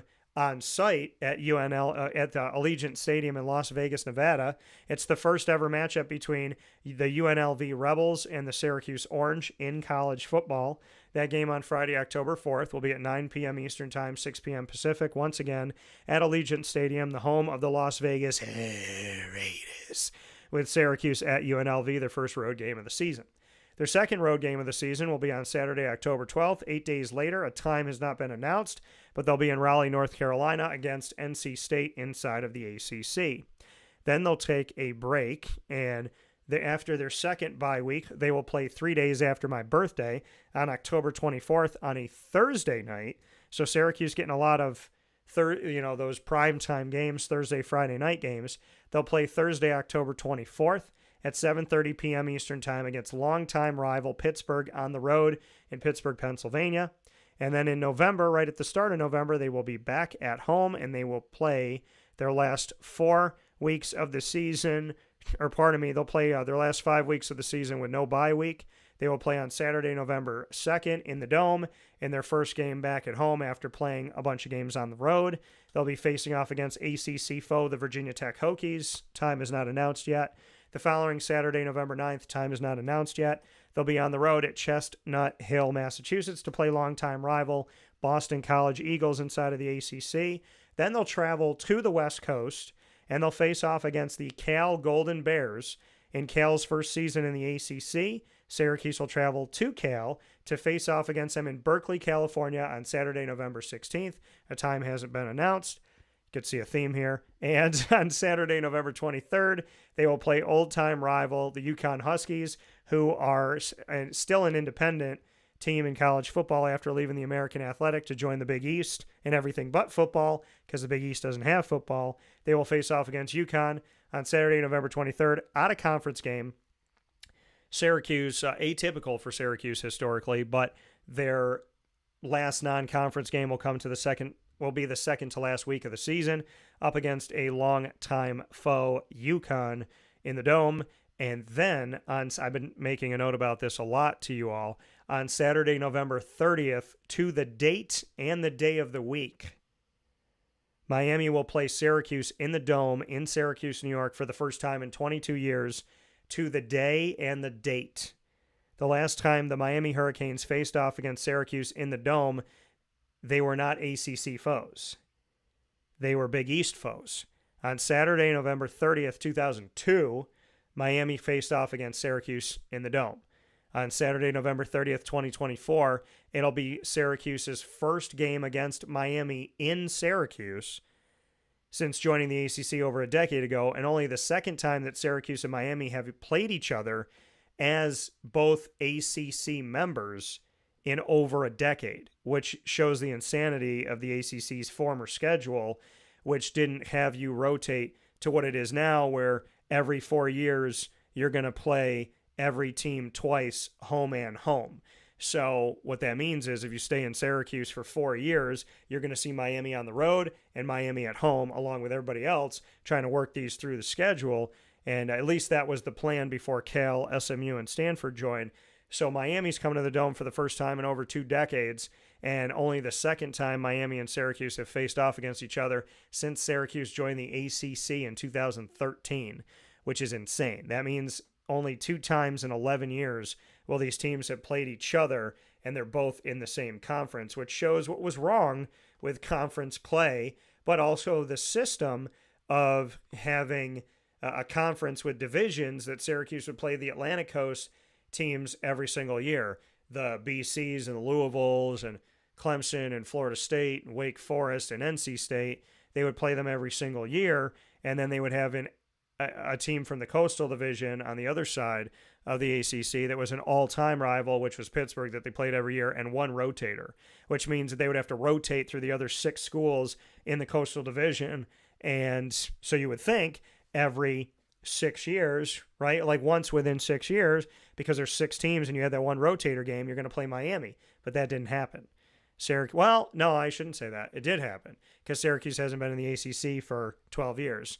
So rotating one to play a team in the other division, Syracuse in the Atlantic, in the Coastal, they can only play 2 games, and they played Pittsburgh every year, and then they played the rotator amongst the other 6. So that means that if Miami's in that rotation, you play them once every 6 years. So you're only going to play them twice in 12 years, which is insane. And so now, finally getting Miami back in the Dome for the first time in 22 years, to the day of the week, Saturday, to the date, November 30th, exactly 22 years later. As I told people before, you need to pack the Dome and sell it out. Hopefully sell it out before this, but sell it out without doubt for Saturday, November 30th, 2024, as Miami comes back to the Dome for the first time since Syracuse and Miami were in the same conference. So, they're back in the same conference here in the ACC, but the last time they faced off against each other, Miami was in the Big East. So, and I want to go back and I want to just fact check myself and make sure I'm right on that, because they left in the early part of the 21st century. But let me see here. So yeah, back in 2002, they were the Big East because they became an ACC school. Miami did in 2004. So yeah, so the last time they faced each other, they were in the same conference. And the last time they faced each other in Syracuse, I should say, they were in the same conference of the Big East. And now the next time they face each other, they're in the same conference in the ACC. So this is the first ACC home game against Miami for Syracuse since they joined the ACC. That's crazy.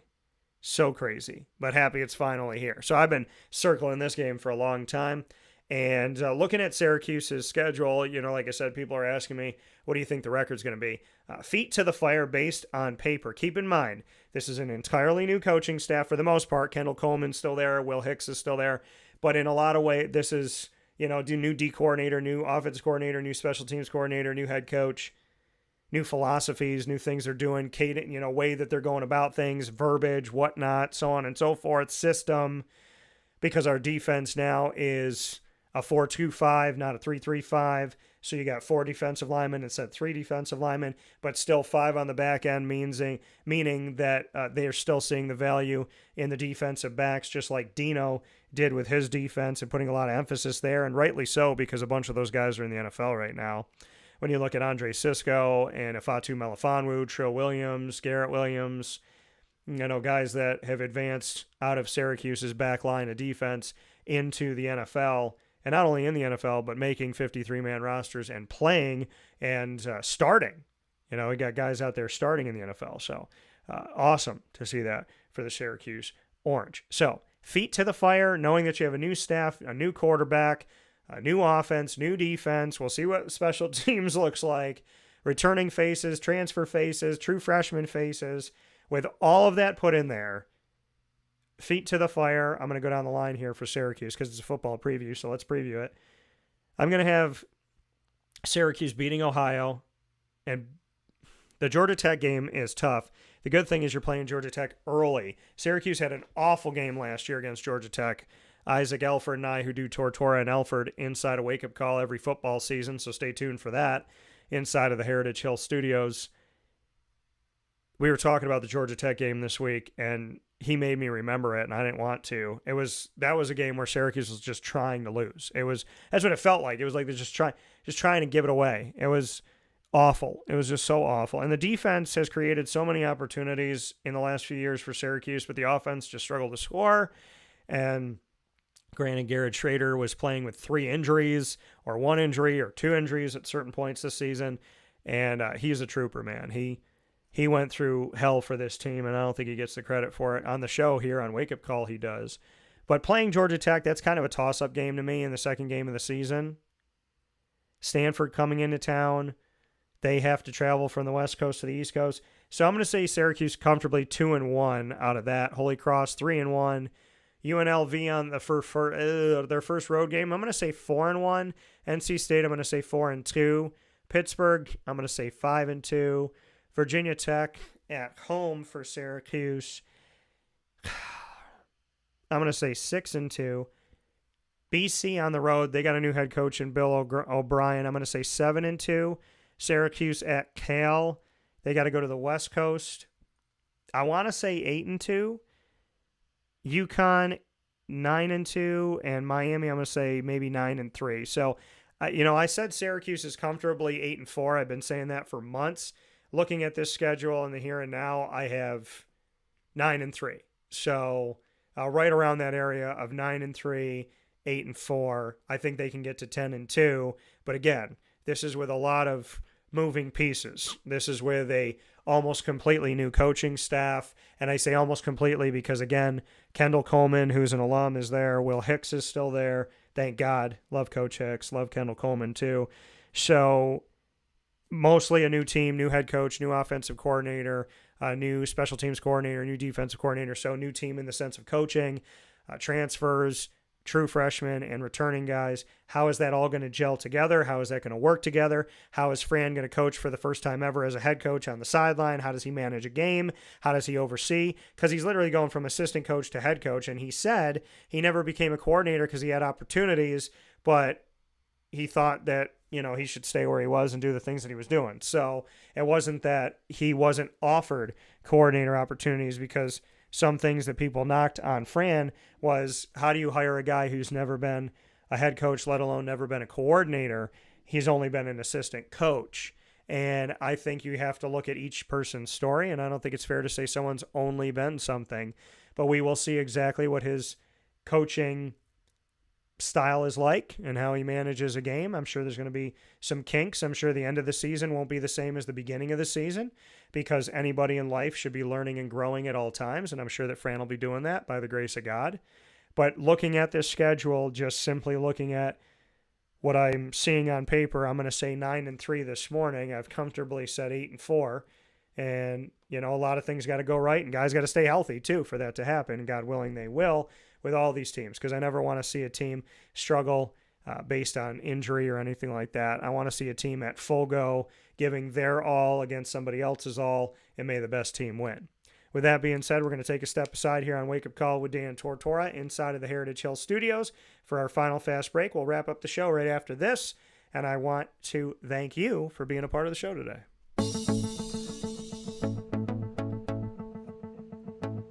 Avicoli's, located on the corner of Route 57 and Wetzel Road in Liverpool, New York, has been your trusted neighbor for decades. Located just steps from Liverpool High School, we're happy to have the Liverpool Warriors on-site, on-location broadcast at Avicoli's through Wake Up Call with Dan Tortora every single month, featuring student athletes, coaches, and administration throughout the year from Liverpool High School. Head out to Avicoli's today on the corner of Route 57 and Wetzel Road in Liverpool, New York, open Tuesday through Sunday for lunch, dinner, and drinks. We'd love to see you out there. And of course, you can call them at 315-622-5100 for takeout, delivery, and catering. That's 315-622-5100. And also find them on myavicolis.com. That's myavicollis.com.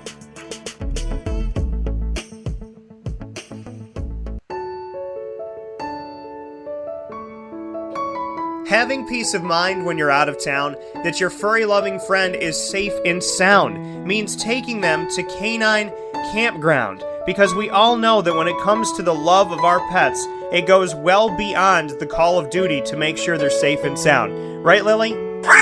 So take a ride to 242 Johnson Street in East Syracuse, New York, and see Canine Kampground and where your dog will be staying, in the classic cabin, the executive cabin, the grand cabin, or of course the luxury cabin, because if you know Lily, you know she loves luxury. Now you don't have to wait to the last minute to find a family member or a friend that'll take your dog for a few days.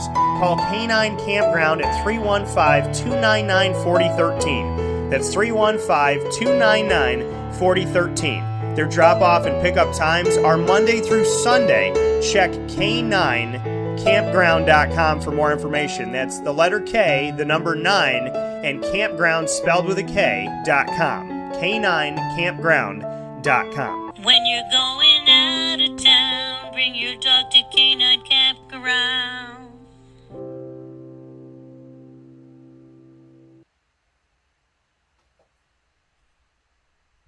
Carvel DeWitt, it's what happy tastes like. Do you know why? Because we make ice cream. Creamy, rich, flavorful ice cream. Not yogurt or iced milk like some of our competitors. Ice cream. Fresh, by hand, daily. For the calorie conscious, we have something new for you. Our new Carvelite. Same great flavor, creaminess, and texture of our regular ice cream with only 35 calories an ounce. So whether you want an ice cream cake, flying saucer, dasher, carvalanche, hard or soft ice cream, we will satisfy your craving with our fresh, handmade regular or new Carvelite ice cream. Carvel DeWitt. It's what happy tastes like. The Wildcat Sports Pub in Camillus, New York is located on 3680 Milton Avenue in the Home Depot Plaza. It is your family-friendly sports bar and restaurant. Folks, some sports bars aren't family-friendly. Some family-friendly restaurants are not sports bars. The Wildcat Sports Pub in Camillus, New York is proud to be both. It is that marriage that you've been looking for years. The Wildcat Sports Pub is your home base for your sports bar and restaurant needs, games for the kids, indoor and outdoor activities, and enough things on the menu to come back every single week and get to try something new. They're open Sundays from noon to 8 p.m., Monday through Wednesday, 11 a.m. to 11 p.m., and Thursday through Saturday from 11 a.m. to midnight. For reservations and party information, call 315-487-2222 for the Wildcat family-friendly sports pub and restaurant.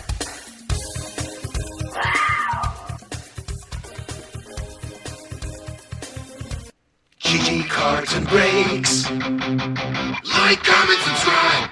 GG Cards and Breaks coming to you on 639 Delmar Place in Syracuse, New York, is your one-stop sports card and trading card shop. Folks, collecting cards is something that is just, it's so unique and it's fun. And you get to be a big kid. You get to just live in this world of staying a big kid and keeping that spirit alive. And I think it's such a beautiful thing. It's such a wonderful thing. It's so much fun. It connects you to the players that you love. It connects you to the teams that you love. It connects you to the fantasy world when it comes to Magic the Gathering and Yu-Gi-Oh! And Pokemon and Disney Lorcana. It's just fun. And for those of you that have never collected before, I implore you to go and collect today and to give it a shot and try something new, because it really just does help you to keep that kid spirit and, keep that alive and just have fun.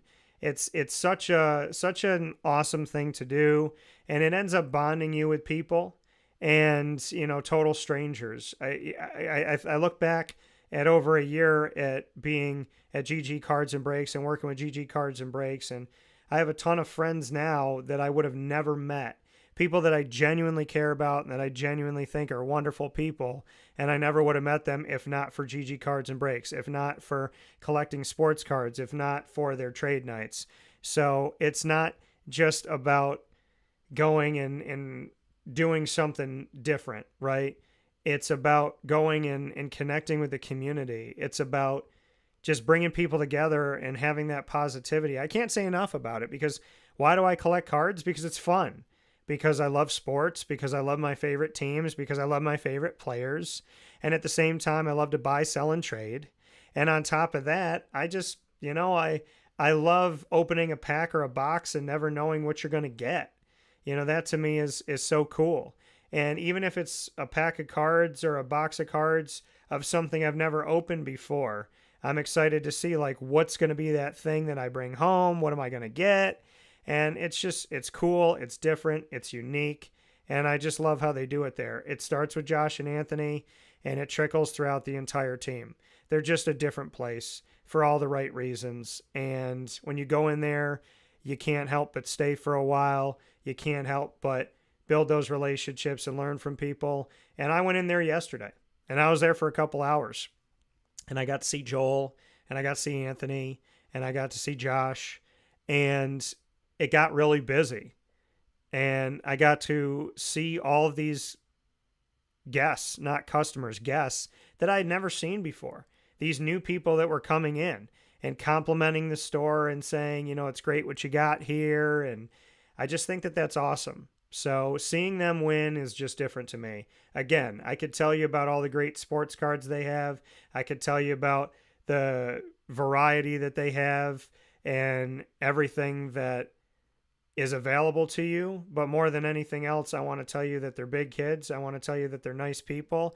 And I want to tell you that they care deeply about the community. And that's what really goes a long way with me and means the world to me. So GG Cards and Breaks, 639 Delmar Place in Syracuse, New York. It is the place to go. Today, tomorrow, and always, in my opinion. There's nobody like it, or there's no place like it. There's no people like them. And I just respect the heck out of them for the work that they do. So many thanks to Josh and Anthony and the entire team at GG Cards and Breaks for being awesome and for giving us a place to go Tuesday through Saturday from 10 a.m. to 6 p.m. and on Sundays from 10 to 5. With that being said, here on Wake Up Call with Dan Tortora inside of the Heritage Hill Studios, I want to thank you for tuning into the show today. And I want to thank Jerry. Really nice words, man. He said, it's so great to watch your brand grow. Great interviews. Thank you, sir. We have been blessed to be coast to coast. We've been blessed to be out of this country. I have seen us connect with my own eyes. I have seen the Middle East. I have seen Germany. I'm not saying I've seen I've physically been there. I'm saying you see things pop up, and we have great statistical analysis and different things that I've seen over time that pinpoints where people are. So from the Middle East to China, Germany, Russia, France, the United Kingdom, Italy, Spain, as well as Canada, Mexico. I think we had Haiti too, but just a big time thanks to people that have listed all over the world. Shout out to my family's home countries of Italy and Spain and where we came from. And shout out to my home country of America And we've been in the North. We've literally covered conferences that have the Dakotas. We cover teams in Texas. I have heard from people that watch and listen in California. Of course, we have built a home in my home state of New York. We have built a lot of bridges in Pennsylvania. We created a home in Florida. We have expanded to create a home and now officially work with our first business in North Carolina with Wake Up Call. And it's our second business with Dan Tortora Broadcast Media because our exclusive studio partner for Superpowered Pop is Parker Banner, Kent, and Wayne Comics and Games, PBKW in Cornelius, North Carolina. But our first Wake Up Call North Carolina partnership is with Brooklyn Pickle, which was started here in Central New York and expanded down to North Carolina within the last couple months. We work with the Pinehurst location that is by the incredible Pinehurst golf courses. I think it's 9 minutes away, maybe. And it's on 1788 Old Morganton Road in Southern Pines, North Carolina. So go down and see the Brooklyn Pickle at Southern Pines in North Carolina in the Pinehurst area. Let them know that Wake Up Call sent you, or you could just say DT sent me, DT and NC. So up and down the East Coast, I mean, I have my home state of New York. We've built a home in Florida. We have obviously built a lot of connections in Pennsylvania and in North Carolina. So we're building homes there too.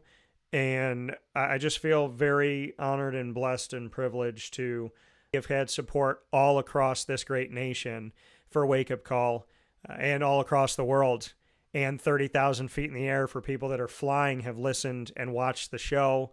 And I also want to shout out Australia because I just remembered that we had people watching from Australia within the last couple months. So I can't thank you enough for what you have helped me to do. I blame God wholeheartedly with all of the love and affection that I can give. I say I blame God as a joke. What I mean is I outrageously love God beyond all measure. I'm very, very grateful for the life that God has given me and continues to give me. He's given me more than I deserve. He's given me more than I have earned. And I'm grateful for that every single day. I can't thank God enough for the love that God has given to me. I don't know,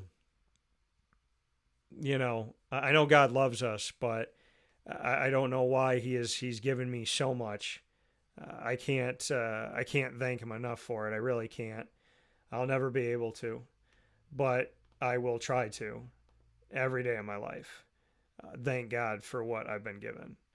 It's such a blessing to live this life that I get to live and to do these things that I get to do. I don't think I work a day in my life. I don't feel that way. And, I will carry this with me everywhere I go. I carry God with me everywhere I go. So to know that we've been with you all over this world is beyond an honor and a privilege. Thank you for watching. Thank you for listening. Thank you for caring. Thank you for making us a part of your day, a part of your night for some of you that listen to the show maybe later in the day. And for those of you that have been devout and with me from day zero, like Jerry and like my mom and my dad. And, I really honestly cannot count the blessings that I have. And I don't say that in a conceited way. I say that in a very, very thankful way. When people say, what do you do? I'm proud to tell you. And it's funny because, in dating, I always you want to know about them, right? I want to let the person that I'm on a date with know that I see her, right? That she's seen. And it's funny because they'll say that maybe like men don't want that or men don't care about that, but that's not true. We do want that. We do want you to care. And it does matter to us, very much so. And I don't think that people fully think about that or maybe fully know that. But men and women do want to be seen. And I want people to ask me what I do for a living because I love to talk about it. So not because I'm conceited, not because I have an ego, but because I love talking about God and I love talking about what I'm passionate about and I love talking about positivity and I love making people laugh. So again, what's your purpose? My purpose is to leave this world better than I found it. And I can't do that by sinning, and I can't do that by being an egotistical person, and I can't do that by hoarding, and I can't do that by being negative, and I can't do that by an eye for an eye, and I can't do that by being closed-minded. So, it's a reminder to me every single day that I was not raised by a God who told me it's all about you. I was raised by a God who said, how are you going to make it about me? Not in a conceited way, but it all goes back to God. I think one of the most common misconceptions about life is why does it have to be about God and not about me? And because it was never about you. If not for God, it doesn't matter what you do on this earth, we would all be going to hell. Think about that. So you could try to be the most perfect person in the world and you're still going to go to hell because nobody's perfect. And with God, we now know that we can trip and fall 1,000,000 times 1,000,000 times 1,000,000 times infinity times, and God's still going to be there to pick us up. So do I love what I do? Yes. Am I proud of things that I've done? Absolutely. But does the credit go completely to me? Absolutely not. The credit goes to God. We are a team, and he's always better than me. So I thank you for watching and listening on youtube.com and facebook.com /wakeupcalldt. That's youtube.com/wakeupcalldt, facebook.com/wakeupcalldt, and on wakeupcalldt.podbean.com. So, just so you know, you have the opportunity to listen to us and watch us all over the world. If you get the internet, you get us. And we're live Monday through Friday from 9 a.m. to 11 a.m. Eastern Time. I typically go beyond 2 hours like I did today. It became a funny thing that happens sometimes, and now I don't remember the last time I went 2 hours. I think maybe once, but it was coming off a show where we had gone almost 3. So, yeah, we're typically going over. Once the shows go live, they hop into the archive. You could find them on Amazon Music, Audible, iHeartRadio, iTunes, and Apple Podcasts, Player FM, Podbean, Podchaser.com, Podvine, Spotify, TuneIn, and YouTube. All you have to do is search Wake Up Call with Dan Tortora, or one word, Wake Up Call DT, and you'll find us on any one of these. Make sure you subscribe and click follow. It is free. Big time thanks to our incredible partners in Central and Upstate New York: Heritage Hill Brew House, Heritage Hill North, Carvel DeWitt, the Wildcat Sports Pub, Avicoli's, Canine Camp Dog Daycare, Chick-fil-A Cicero, Canine Kampground Dog Boarding, Ma and Pa's, the snack capital of the world on 201 7th North Street in Liverpool, New York, and soon to be at the Great New York State Fair all throughout the fair for 13 days. Go see them there. Brian's Landing, GG Cards and Breaks, Mother's Cupboard, Great Lakes Honda City, Pizza Man, and Servomation Refreshments, which is changing the vending world for the better, in my opinion, with a massive kitchen that's preparing your food. When you went up to a vending machine, when I went up to a vending machine growing up and I saw sandwiches in there, I don't know who prepared them, I don't know where they prepared them, and I don't know how long they've been sitting there. Servomation Refreshments, I've been in their kitchen. I've seen their food. Not only do they have a great assortment, but they have a chef that's in there cooking, making this stuff and putting it through and packaging it, and it's not meant to stay in there for a long time. So this is not the tuna salad sandwich that's rotating for 3 months. That's not what Servomation does. They have great technology. They have state-of-the-art stuff. They have beyond the state-of-the-art stuff, things that I wouldn't even have thought of. Their espresso machines and their coffee machines. And they have a water machine where you can literally tell the machine to put fruit in your water, pick the fruit, and it'll put the fruit in there. They have machines that have refrigerators within them that transfer food from the refrigeration into an oven to heat it up, like a thing to heat it up inside of the machine to have it come out in a box hot for you. Servomation Refreshments is absolutely incredible. I want them in every store. I want them in every college and university because it's coming from a good person. I want them at every break room because the break room stuff that I had growing up, it was like, do you want chips or do you want candy bars? And granted, they have those quick snacks, but they have all these other things. And, you know, I wish that I had this technology back then. I wish that I had the opportunity to get this stuff back in the day. There's massively huge companies that I worked for that didn't have vending like this. So if a company is working with Servomation Refreshments, you know that they really care about their clients, they really care about their employees, their workers, and they really care about their students and student athletes and so on and so forth. So shout out to Servomation. Find out more at servomation.com. That's SERVO-MATION, MATION.com. And of course, we are the exclusive partner, multimedia marketing partner of your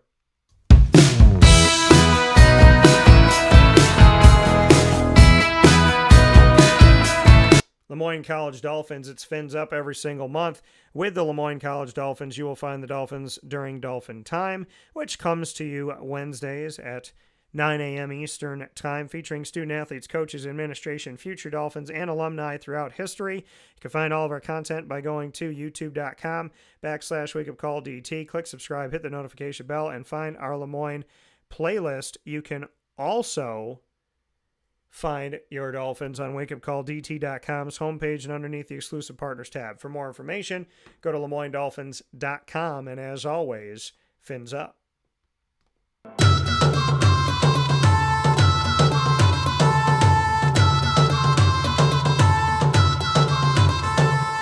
The Bryan and Stratton College Bobcats of Syracuse are exclusive multimedia marketing partners with Wake Up Call with Dan Tortora. You will find your Bobcats every month in what we call Bobcat Buzz, jumping into the stories of student athletes, coaches, and administration throughout the year. Men's and women's soccer, men's and women's basketball, baseball, and esports. Baseball heads into year 3 and arguably what I think could be a huge year for them, a big uptick year. I'm really excited about esports under Connor Carroll as that's getting going. And the men's and women's basketball teams have been in the national tournament, as well as the men's and women's soccer teams have won national championships. Not regional, national championships.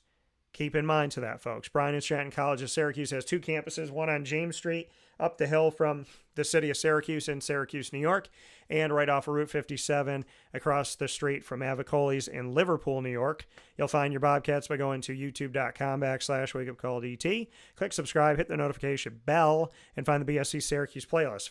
You can also find the Bobcats on wakeupcalldt.com's homepage and underneath the exclusive partners tab. For more information, go to syracuse.bscbobcats.com and go Bobcats.